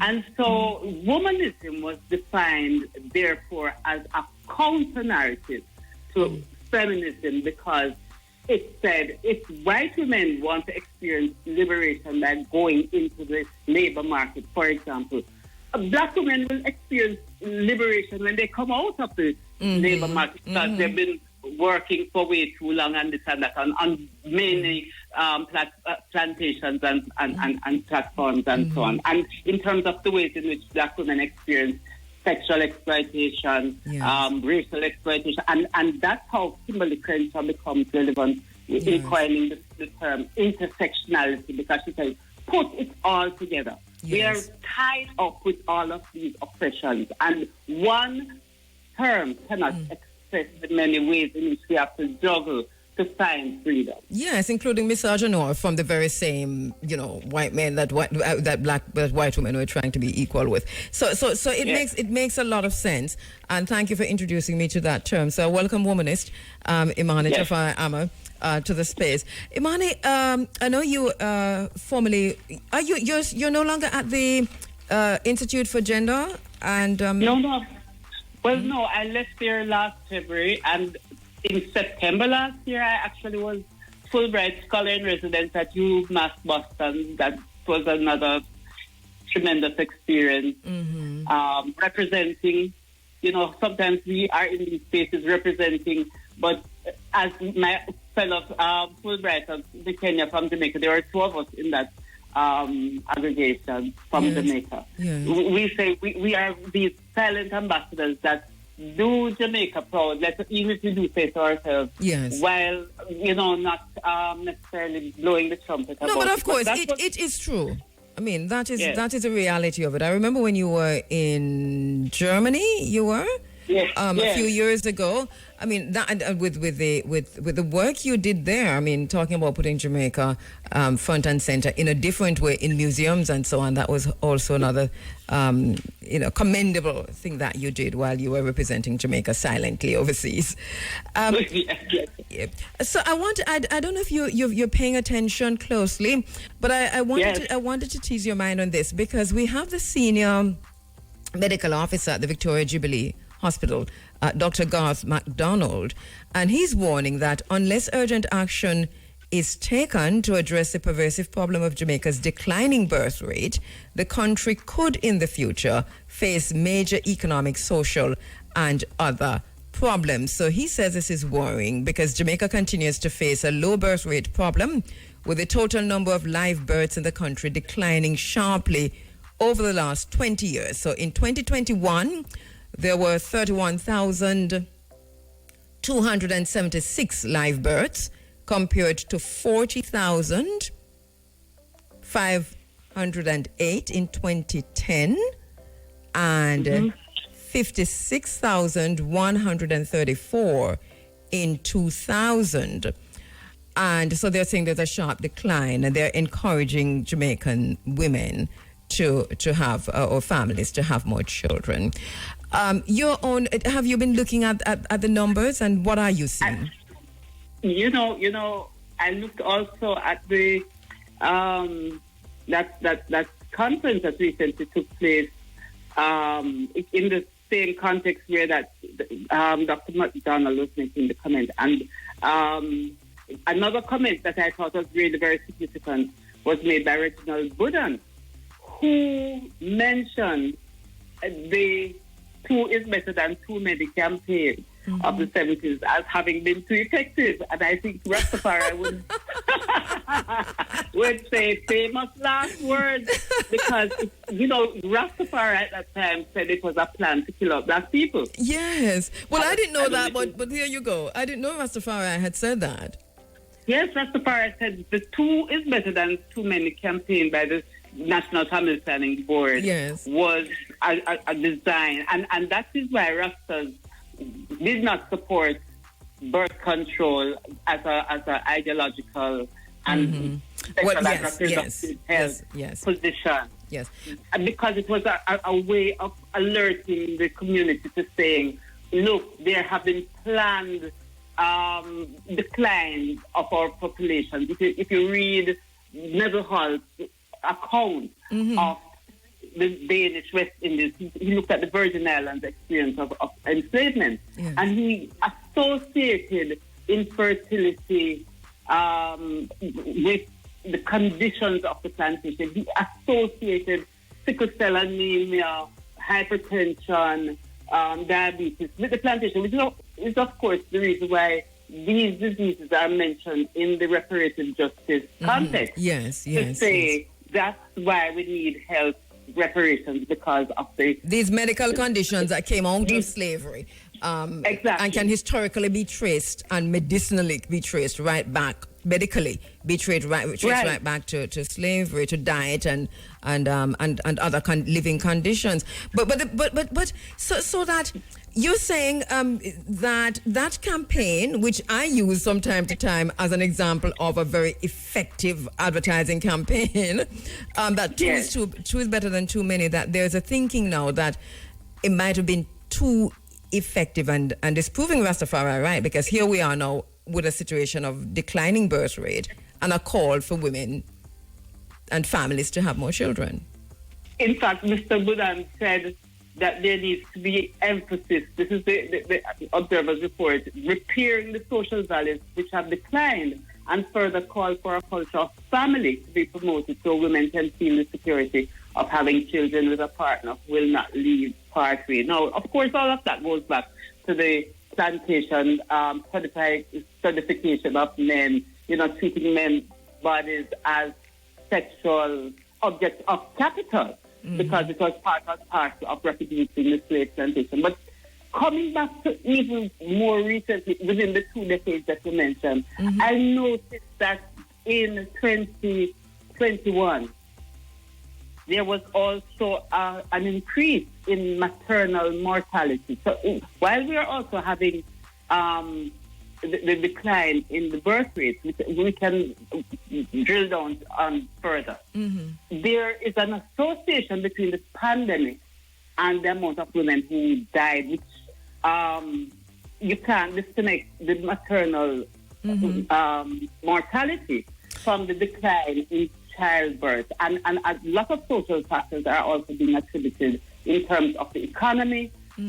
As things get harder, not just middle class women who have always opted for smaller families for economic reasons, but women who are in the undereducated and underemployed sectors, which of course are populated predominantly by women, the sector that is of unemployment and low education. They are opting to say, we can improve ourselves, go up the social ladder if we reduce our birth rate, the amount of children that we are having. And especially the fact that, the strategy of having multiple children for different baby fathers is not working, because said baby fathers are not able to provide the materiality that you expect. I want to pause for a minute, because I want to go back, because you have said a mouthful there, Imani, and so I want to go back a bit to look at that connection that you have made, and I suppose we can do more, we can hear more. I'm sure you're going to do more research on this, with the deaths of mothers outside of COVID, and what connection how that might connect back to whatever, was it, to the pandemic itself, or probably to the vaccines, but also within the context of the millennial. Do you remember the Millennial Development Goals? which one of those was to reduce child mortality, but also to improve maternal health and to reduce maternal mortality ratio by 3/4. I remember that I had worldwide. That is, I remember that I did many programs on that, and Jamaica was clear. Even before the period had ended, that they had achieved that particular millennial development goal, which was to reduce maternal mortality. But you're seeing the numbers are rising again outside of COVID. Yes, and even the government's report has noted that, the government did a report that was tabled in Parliament in May this year, the Jamaica Population Health Status Report.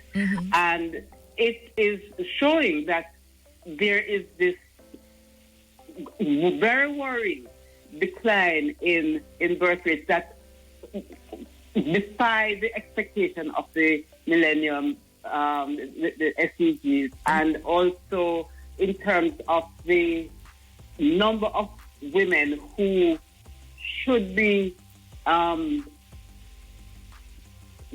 surviving is also less than expected. So there's a connection. I think you have to read between the lines when the facts are being presented, because, for example, when the report says health status indicators such as mortality and fertility rates quantify health problems and defy or monitor health priorities and goals. So a risk factor is anything they're saying that increases an individual's chances of developing a disease. Indicators grouped as risk factors in the report, therefore, are sometimes associated with changeable lifestyle. So if you find yourself in an increasingly difficult economic situation and you're not able to look after your health in the way that you should, then it becomes a risk for you to be able to enable the country to meet these goals. And that takes us back to pathologies of power. I know you've read the book because I know you study, the person who wrote the foreword is someone who you study a lot, Amrita Sen, of this very same pathologies of power, looking at some of these very same issues where the equalities and the equities are not the same when it comes to poverty. So that the more people in poverty, the more you're going to have the mortality, the maternal mortality rate and the infant mortality rate and so on, which we're seeing more of. But another question that I would like to pose, and I don't know if you've looked at this, Imani, which is, so we've had many conversations over time about whether or not the vaccines might have led or would lead to, and the research is showing that in terms of my own reading, infertility in men. And the extent to which this might be also impacting this very same birth rate that Jamaica is now saying that we're having a declining birth rate. So many things can factor into that. Yes, so many things, because the same report is showing that diabetes and hypertension are the leading causes of death, which of course can be traced back to the plantations if we want to up the ante of the reproductive justice advocacy. Yes. That is evidence that you have there to say, especially when the report is saying even men are more vulnerable to dying from diabetes. And diabetes is something that compromises the men's fertility status. So we have to make these cost connections. So there is more to it than you need to have more children. People might be trying. It could be infertility for men who probably took the vaccine, or it could be some of the issues you're pointing here to. And plus, we didn't even look at trauma. Yes, and the doctor also said that we need to look at infertility as a disease, not just a problem that a woman might have or a man might have, but the reason why there's no insurance available for people to do infertility or fertility treatment is because of this notion that it is something that is attributable to your own biology or your constitution or something like that. In the same way that people who might want acupuncture, for example, as a medical option, can't get it because it is stigmatized that it is not medical enough. And it is still seen in Jamaica as a woman's disease, infertility. It's a woman's problem. So men haven't really bought into the idea that it's, to a large extent, generally speaking, I'm talking, that this is, a male-female problem. So what then, all right, let me take a break because I want to ask you then, what's your thinking behind this report now coming from concern coming from the senior medical officer at the Victoria Jubilee Hospital and your own thinking as to how we should move forward in addressing this, because I know you're not a medical doctor, but you're a sociologist, and I'm quite sure you can help out with this, right?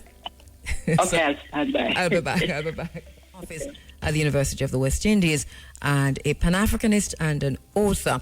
And we're talking about the concern that's coming from the medical circles, the senior medical officer in particular at the Victoria Jubilee Hospital, Dr.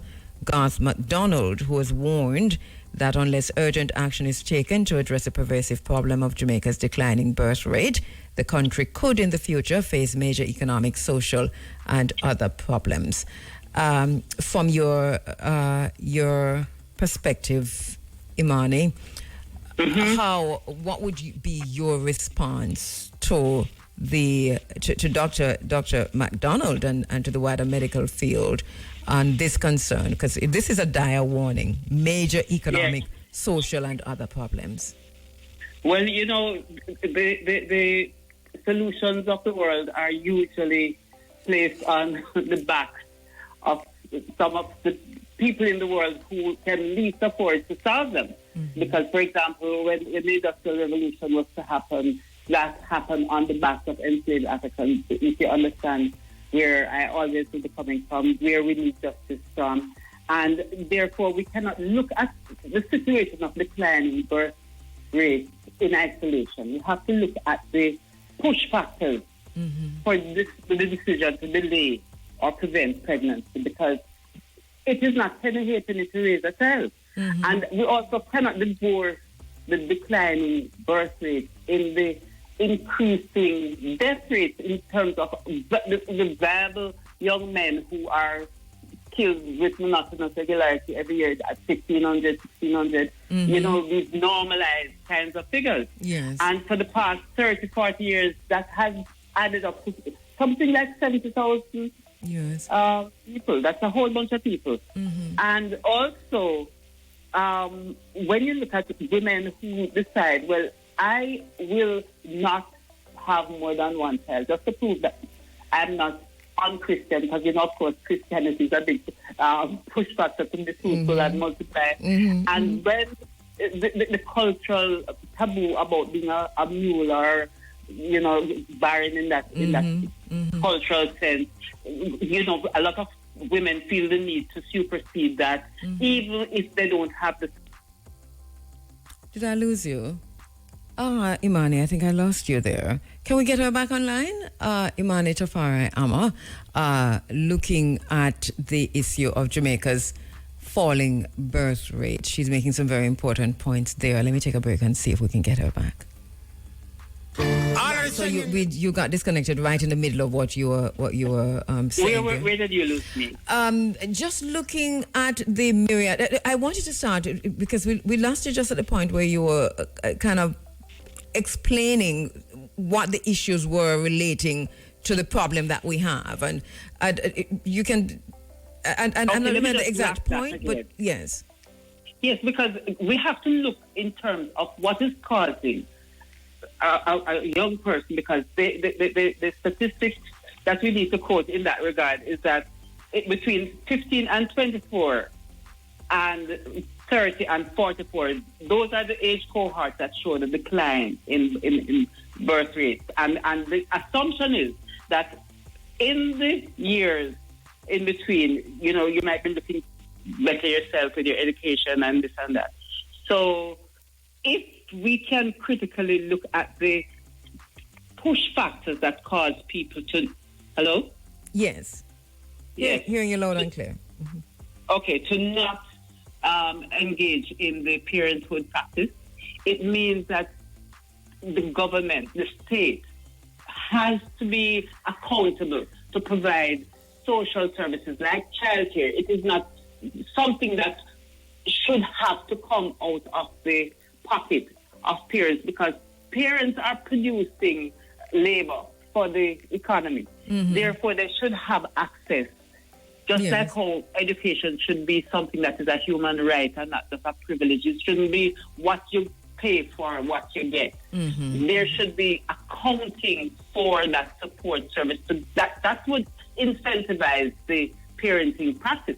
In countries like Martinique and Guadeloupe, as bad as France's colonialism is, what parents in these countries can expect is that guaranteed support for parents to ensure that your child is healthy and that the wealth of the country is something that the country invests in. Yes. And the human resources are the biggest part of the wealth. And this is a very good point. I believe this is a critical point, because the horror stories that, and I understand the maternal mortality in Jamaica and why it's gone up, to some extent. The horror stories coming out of the hospitals in Jamaica, because one of the things that the neoliberal agenda has done here is to ensure that healthcare is nil. And so that a woman who has to go into a public hospital to give birth has to share a bed with another woman, another pregnant woman. And the bathrooms are filthy, and women are on the ground, and women are in chairs. And so the condition of giving birth, and I know there's a conversation in Jamaica now about midwifery and giving birth at home. I saw that and said to myself, this is a very good alternative, because what is in the hospitals, and so I think there's also that fear. What do you think of women just don't wanting to go through the horrors of what the experience of pregnancy and childbirth comes with in Jamaica, and the aftermath, because the child rearing is a very expensive journey. And it doesn't, this notion that, the child becomes 18 and becomes magically responsible for themselves. No. 23 they say now. World. Pardon? I think they're saying 23 now, aren't they? Well, even so, it could be 30 for all we know, because which child is going to be able to automatically afford to move out and pay, let us say, $100,000 for rent for a decent place, or what salary are you going to be But they're not even getting the jobs. And as a university lecturer, that a lot of these young people who are coming out of university are heading back home to the country and wherever they come from, because they really can't get jobs, and they're going right back home. Exactly. And they're not very overwhelmed about the parenting prospects, because they can barely sustain themselves. So we have to look at poverty and the impoverishment of the middle class in that sense, because if you have a university education, the assumption is you are emerging into the middle class, right? Yes. But you're not. Assumption indeed. Yes. Impoverished middle class. And when the other part of the report was to look at the concern about dependency, because not only are children dependent, but people over 65 are classified as dependent, because you're no longer viable employment material after that. Yes. So, but what's the long term? In the long term, though, this really can pose a problem in the long term. I know we have crime, because you give birth to the babies and they're being killed when they're 6, 7, 8, 9, 10, all the way up to 23, 24. They're just being gunned down in the streets. They are killed on the road. And revenge, the recycle of revenge that follows that. What is the ultimate solution? An approach to development that takes sustainability seriously. It cannot be because it loops back to the earlier part of your show where you're looking at corruption. If it is that politicians enter the fray simple for their own enrichment, that's our cynical view, then it means that the development of the society is secondary, and especially if you adopt a fiscal rather than a developmental policy to your economics, then you will be crunching numbers ad infinitum, paying corrupt debt that we cannot properly do a forensic audit of. Yes. And going deeper down into the miry clay, while the opportunities for climb, the social mobility climb that young people are supposed to imagine, are supposed to dream about by going into the education system. They're becoming very realistic about the fact that, it's better for me to go get a skill at heart than a university education, because what is that going to profit me? This is so true. I was just having this conversation last night with somebody who dropped out of the University of the West Indies, and the discussion now is, I'm going to go to Hart, and I'm saying, why? And this is what the young person is saying, that because what I need is a skill. Yes. So there's just so much in this call that Dr. MacDonald has made. It's a timely call. What it does, I think, Imani, and you can help me to understand this, is to open the conversation about exactly where we are as a nation, and to show how everything is connected to our very survival. It is. And we have to build trust.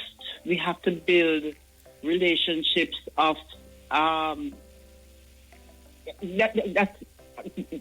profit us at a personal level, but also profit us as a society. So if it is that there is a large cynicism informing the way politics is done, and we are also on the periphery of it, critical of how it is that we've been mashed up for the whole independence period, what are we on the eve of an election year going to do about it? Because is it elections that really does it? Or is it another kind of education like what you're trying to do?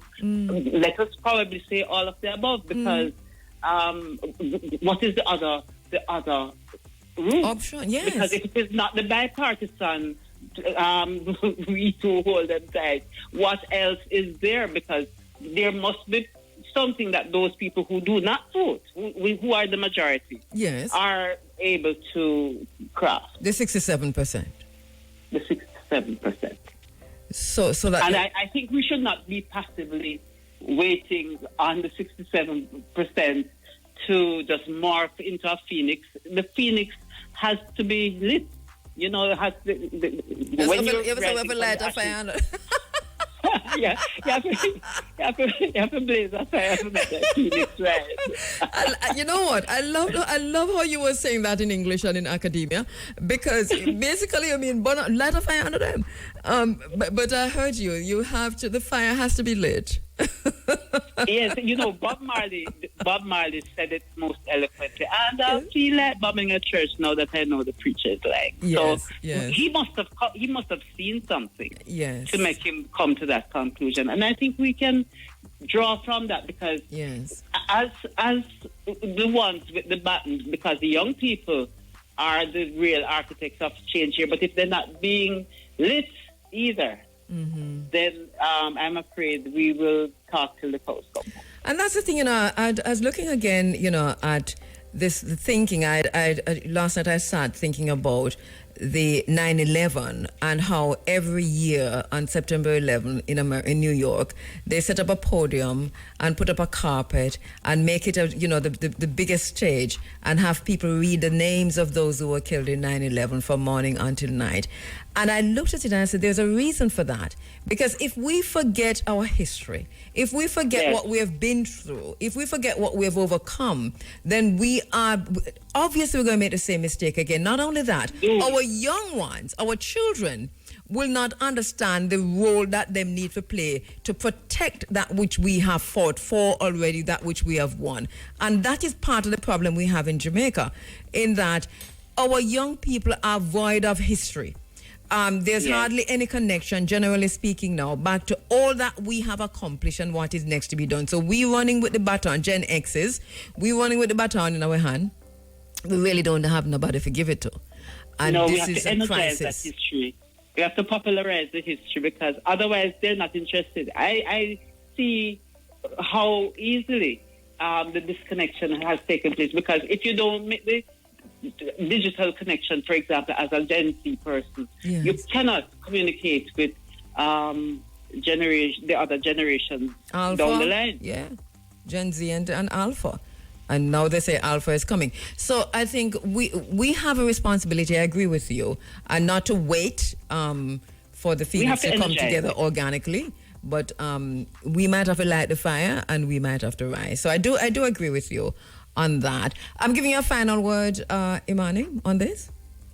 Well, if we look only at fertility rates, we might despair when it comes to, how our growth and development, pun intended, is going to prosper us for the future. But I believe that, yes, we have to, and again, going back to an interview that you had earlier with the noted lawyer, she said, you have to, as the media, become proactive, set the agenda, because the whole agenda setting function of the media is the counteraction that has to be the burning passion in an age when truth has become a casualty of media. It's a little bit late in the day because legacy media has social media to contend with, and everybody's now a content creator. So it's a little bit late for legacy media. But I do take the point you're making, and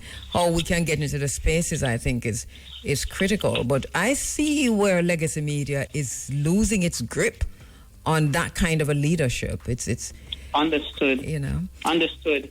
So perhaps it's to become even more sure-footed in the digital space. I mean, you have AI contending with and all, but did you hear about that is also an advantage. Did you hear about the AI that get up and contact somebody? No. Chat GPT. you know hear about the AI last week who wrote someone because the AI couldn't do a task and wrote somebody to trick them to do the task. You know hear about it, Imani? No, that was this week. Perhaps that's where we got to go. We have to get more intelligent. They said they have fixed the kink that caused that, but that is that's not a kink. That's an advancement. Listen, I hope we have the farms to go to, and the gullies and the rivers that we've left in the country, because what is about to happen has already happened. Because if you even look at what happened in Beirut with the explosions of the device. What Israel is said to have done. And just to think about it, because we had a situation here in Jamaica recently where a house caught on fire and they said it was the solar panel that exploded. Did you see that story? I saw that story, and then I was on that. I was actually about to board a flight that was cancelled when the Microsoft incident happened. Oh. And I couldn't travel for a week and a half after that because everything was so grounded. Yes, but Imani, I would really want for an investigation to be done on that solar panel that exploded, because remember those things that are exploding in Beirut is not just the pagers, it's pagers, mobile phones, and solar panels. Indeed. And who are the manufacturers is the question. And these people who have done it, they're also the ones who are providing security here in Jamaica. They are in contract with Jamaica, So, our question is, why are we so silent? Because does that mean that we're complicit? Because too many people are afraid to lose their bread and butter. I come down to bread and butter issues for a lot of people. Again. And if you criticize certain people, then you become the problem. You become the problem. Look at Imani. We're going to have to talk another time because we have a lot to talk about as usual. But before you go, San just wrote to me. She says, "Hi sis, everyone is talking to everyone about low birth rate. But who's talking to the people who are actually thinking twice?" And then she says, also, Imani was saying, the job of changing a social situation such as this has always rested on the backs of those who need support to make it happen. Laboring class or enslaved, as in the case of Haitian revolution. You want to make a quick comment on that?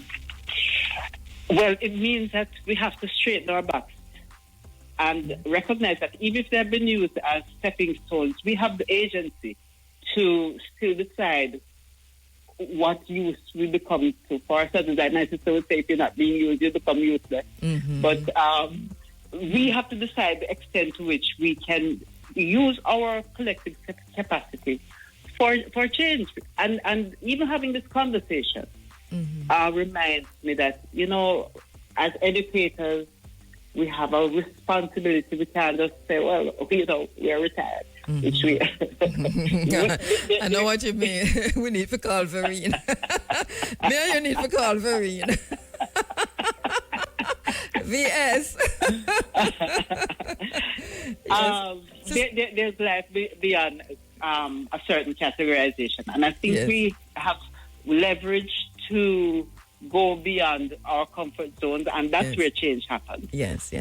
Thank you, Imani. Sister P says hi to you. Give Imani my love, she says. Love, and big hug, Sister P. Yeah. And we'll talk again soon. Blessings. Thank you so much, my sister. Welcome. All right. Dr. Imani Tafari Amadea, former project manager at the Institute for Gender and Development Studies, regional coordinating officer, UA, Pan-Africanist, and author. Framework of the existing anti-corruption agencies in Jamaica and the comparable legislative schemes in other countries. The model that Jamaica adopted drew on Sierra Leone's legislation, Anti-Corruption Act of 2008. And I will have this conversation with Valerie Nita Robertson because Sierra Leone is a country that I'm very, very au fait with. This is a country I studied, especially after the whole corruption with Charles Taylor and them and what happened in 2008. Now, this explains to me, if this is what it is, because this is written in 23 by Golden, I suppose it is what it is, that Jamaica drew on Sierra Leone's Anti-Corruption Act of 2008. That makes a lot of sense. It makes a lot of sense why it has no teeth, why it is so wishy-washy, why there are so many challenges, so many issues, because Sierra Leone never did the right thing. They didn't do the right thing. And it's interesting that people would have sat in whatever commission or committee that was and came out with the Sierra Leone. If they sat there and came out with the Sierra Leone model, it means that they didn't really want an agency that would have any kind of power. It explains a lot, and I suppose we'll get back to it another time because we're almost out of time. But it explains a lot. If it is, as is written here, by Mark Golden in 2023, that the model that Jamaica adopted drew on Sierra Leone's legislation, Anti-Corruption Act of 2008. The Sierra Leone model is rooted in the promotion of a zero-tolerance approach of corruption, starting at the highest levels of leadership, and the promotion of a culture of intolerance towards corruption towards society. It's not true. It's not true. That is not true. What happened in Sierra Leone was smoke and mirrors, as usually happens when you have this Western Europeanized backed corruption in any African country.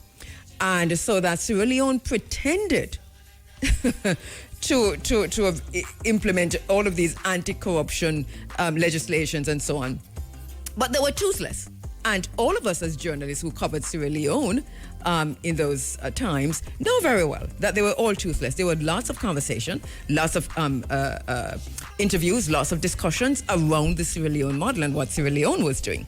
As a matter of fact, there is cause right now as we speak. Sierra Leone is back in the news on all of this. Do you know why Sierra Leone is back in the news as we speak? It's because of the P. Diddy scandal. It's an interesting thing. And I'm not going to be calling people's names left, right, and center. And it's not to say P. Diddy was connected to Sierra Leone. But there's a middle thing that happened with Charles Taylor, who was the most corrupt president of Sierra Leone, who had a relationship, whatever that relationship was, with a celebrity. And there was a diamond involved. And that celebrity is somehow now connected back to P. Diddy. There's a whole lot of things happening. And so Sierra Leone is once again back in the news. It's kind of bubbling under the surface, but for those of us investigative journalists who are looking at the P. Diddy situation, we know that Sierra Leone is factoring again in the whole thing. So anyway, I have only this to say. They're going to have to look at the Integrity Commission again, throw out the Sierra Leone model. It is what it is. If you really want this to work, maybe you can add on to it, I don't know, but it was flawed from day one. So I'm going to have to pass this on to Valerie Nita because she was saying, what country? Because usually they model of a country. And lo and behold, Thank you so much, Yvonne Brown, for sending me this. It explains so much. Sierra Leone was never serious about anti-corruption. Never serious. It was all smoke and mirrors. It was all a three-card game. So that explains a lot in the cleaner editor page situation. All right, 7 minutes going up now to 10. Andrew, I'm seeing your post and I realize that you're having problems. We just checked. So a lot of people are still able to listen to IRFM on Flow Channel 822. I'm not quite sure what's happening where you are, but IRFM is still being heard on Flow Channel 822. And I see where you're saying that you're not able to get it, but I'm being told that a lot of people are listening on 822. So also on DigiPlay, not sure if you've got that. But I've passed it along just so you know. Thank you all for the ongoing social media interaction. I saw a post from my sister Donna Mattis, and if I could just find it back. Donna, where you were saying that the situation surrounding the Prime Minister you think is egregious. Oh, you said the questions over Mr. Holness are so grave that it is reasonable for him to step aside until they are resolved. It is untenable for him to continue in the position at this time. Donna, you know, we've never disagreed on anything. I'm disagreeing now, and only because, yeah, there are many questions. Yeah, there are many questions, but I don't think it's going to solve anything with him stepping aside. I think if we're going to charge him, charge him. If you're going to try him, let us know what the charges are and try him. But I think it's unfair for the Integrity Commission to, first of all, say no charge, no prosecution, and then for, this call for him to step aside. And I know it has to do with ethics, but because it has to do with ethics, because it has to do with morality, because it has to do with morals, it makes it even more so that, so he steps aside and who steps up? Who steps up? That's a question. Who's going to step up? Because it is what it is. And so I think that, whether it's elections or otherwise, but we have to hold the politicians responsible. And then maybe now more than ever, I know the conferences are gone and all of that, but now we have to begin to ask some questions about where you stand on corruption and how you're going to treat the Integrity Commission and so on and so forth and so on and so forth. I think these questions must be answered. Hello, Mr. Bigay.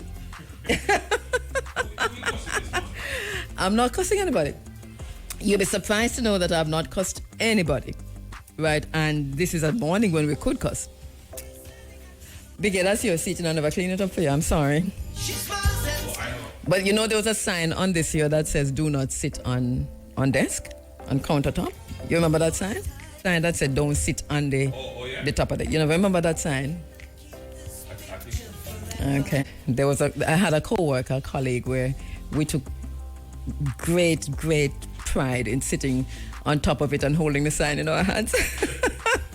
You know who that was? You can't guess who that? No.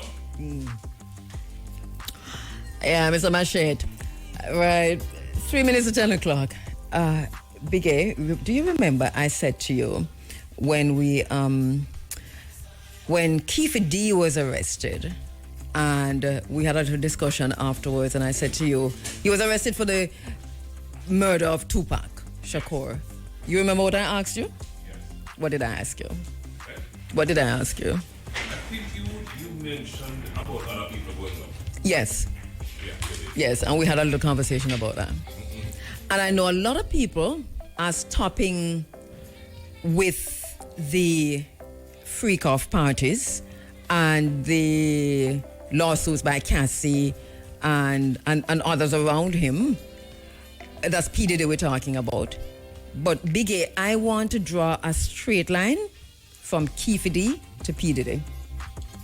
I can't stop in the middle with Cassie and them. I have to draw that line from Kiefer D. Right. Yeah, it was always going to happen. Because remember, Kiefer D testified that that P. Diddy, this is testimony now, so allegedly this is testimony, that he paid $1 million for, you can know, so we spend enough time on the social media for the unaliving, for the murder of Tupac. And that $1 million didn't get to... The reason why it all came out is that the middleman who collected the $1 million didn't share it. That's US dollars we're talking about now. He won with it. And hence, so this man is quarreling, saying never get the $1 million. But that it was paid by P. Diddy. That's a testimony, No, last year. I know. All right.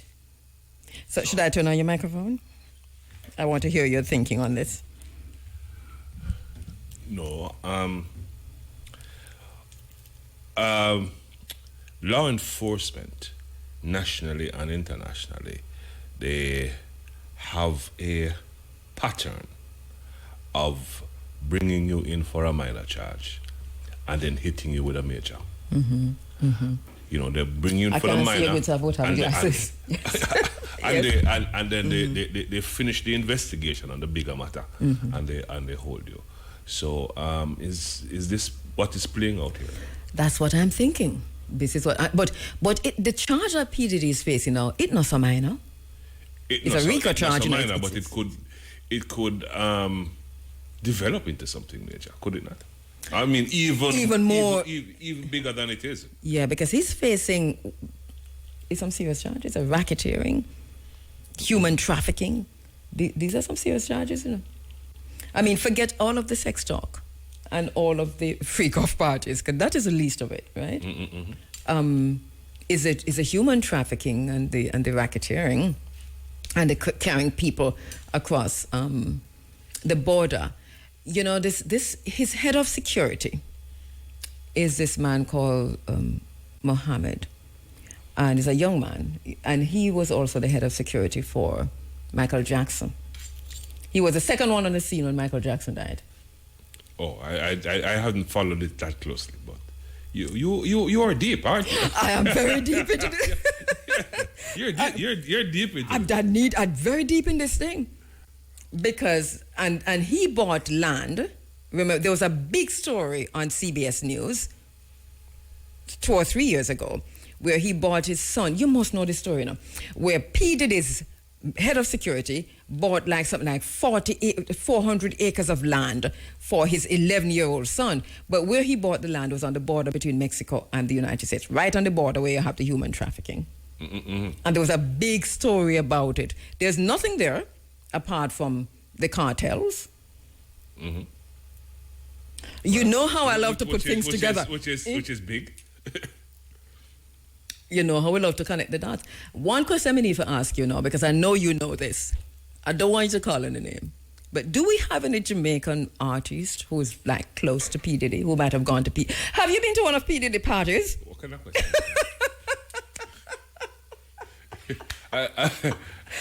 I know you went to the Grammys. One of those places that you're not invited, but right. you would not want to be. I know you wouldn't want to be there, but you went to the Grammys.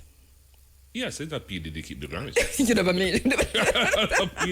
I thought P. Diddy keep the Grammys. But seriously. I am thankfully one of the uninvitees. Yes. Do you know of any Jamaican? Because I know you know the business, Big A. You know the business yes, like I do. that. I do. So you know Jamaican artists who have... Yes. Ooh. No, you're crazy.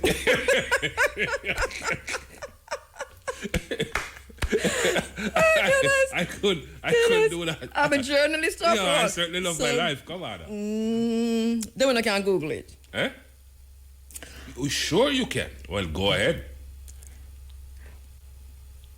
I have a lot I could say. So no, but let us not throw any shade on any Jamaican artists, because people might have legitimately gone through the camp, right? In terms of being the music side of things. Right. But he's one of those artists that we don't hear a lot about in the Jamaican music scene. This is what I am thinking. I could be wrong. Sorry, say it again. You know how you hear a lot about it's a Jay-Z coming with Beyonce? Although this is no. Puff Daddy was at his peak probably early 90s, he was a very big name in production and in performing. Right. P. Diddy, a lot of persons might not know, is a top flight act. He's a rap act, and he is one of the biggest producers of the Bad Boy Records. Jay-Z and J-Lo and all of these people. Yes, you know. but I was thinking more of him collaborating with dancehall, like or Jay-Z collaborate with dancehall. I can't recall, but I'm saying maybe you do, that he was collaborating with the dancehall scene or the reggae scene. Yeah, well, Elephant Man was signed to P. Diddy at one time. Okay, would that would have been Bad Boy Records? Mm-hmm. Oh, Elephant Man called me. Because I'm researching the thing. Right. And anybody else was signed to? I can't remember. Okay, but this is in terms of entertainment and news coming out of the music industry. When was the last time we had such a big news coming out of the music industry, the global music industry? Not for some time. Perhaps not since Michael Jackson's demise. It is that big. It's some serious thing. So what's your own thinking on it before I go? Okay. What's your own thinking on it before it doesn't look good on Mr. Coombs's part, but he has lawyers, so you don't know what they're able to pull off. That is what the world of law and justice represents. If you have enough money to pay for justice, you will probably get the justice you want. You think he's going to sing? Or they're going to ensure that he's out like Epstein before him sing? They're going to Epstein him? We see that is also one of the consistencies of matters like these. Yeah, we have to raise them because... When persons hold a lot of information, yes, we see sometimes that they don't get to court. Some people are too big to survive. Mm-mm-mm. You know, and it is what it is, because we see this play out in America all the time, and it's not like we're taking tears out of school. This is basically what the situation is in the US, and over and over and over and over again. Wow.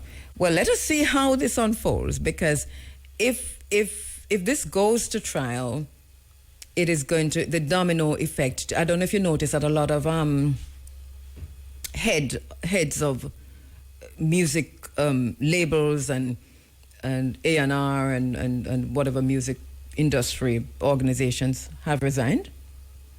Mm-hmm. Well, there you have it. You drop the mic? I don't know if they're doing a Russell drop the mic, yeah. Big A, take me out of this, because I'm going down in a hole and you have to take me out. Go on, take me out, Big A. No. Do you have anything else on your mind? No. You alone enough. No, you alone. I'll send you a rope. But I know, yeah, no. I noticed that you just left me. I'm going over the cliff, you know, and you that sit down and look at me and I smile, you know, like, Big A, on another note, though, very seriously before we go, we know our condolences to Judith Botley. What are you saying to me? Tell me this. I'm going to take off. I'm going to turn it off. Eh? I thought you knew. I'm going to turn off the... No. You have to tell me. No. Her mom. Oh, I didn't know. No, listen, I have to turn off the microphone. I didn't realize. No. I honestly just didn't know this. Oh, when did this happen? Yesterday, I think. Yeah, I think yesterday. Wow. Or maybe the day before. I think it was the day before. No. And you know, Judith is what I mean. I know. That's why I didn't write to you, and I think maybe she expected that I told you. I didn't know this. And nobody from there's a particular circle that is in constant, that Judith is a part of, that would normally call me to say, hey. Including myself? Including you. Yes, this is weird that I didn't send you. I am saddened, really saddened to hear this. I apologize, yeah. Right, and you know, I know that Judith is somebody who loves her mommy. That's it. Dearly. Yes. Yeah, man, dearly. Yes. She spends a lot of time down there with mommy. A lot of the time when I talk to her, she don't have mama. Yeah. They're like sisters. Yeah. Yeah, This for is real. basically Yeah, what so it is. I know how gut-wrenching that must be for her. I must definitely reach out and give her a personal call. Yeah. Youths, I'll call you later. So this is where we leave you. Thank you so much for listening. We're handing over to Big A. Take it away, Mr. Big A. There's a turntable. Get on it. My name is...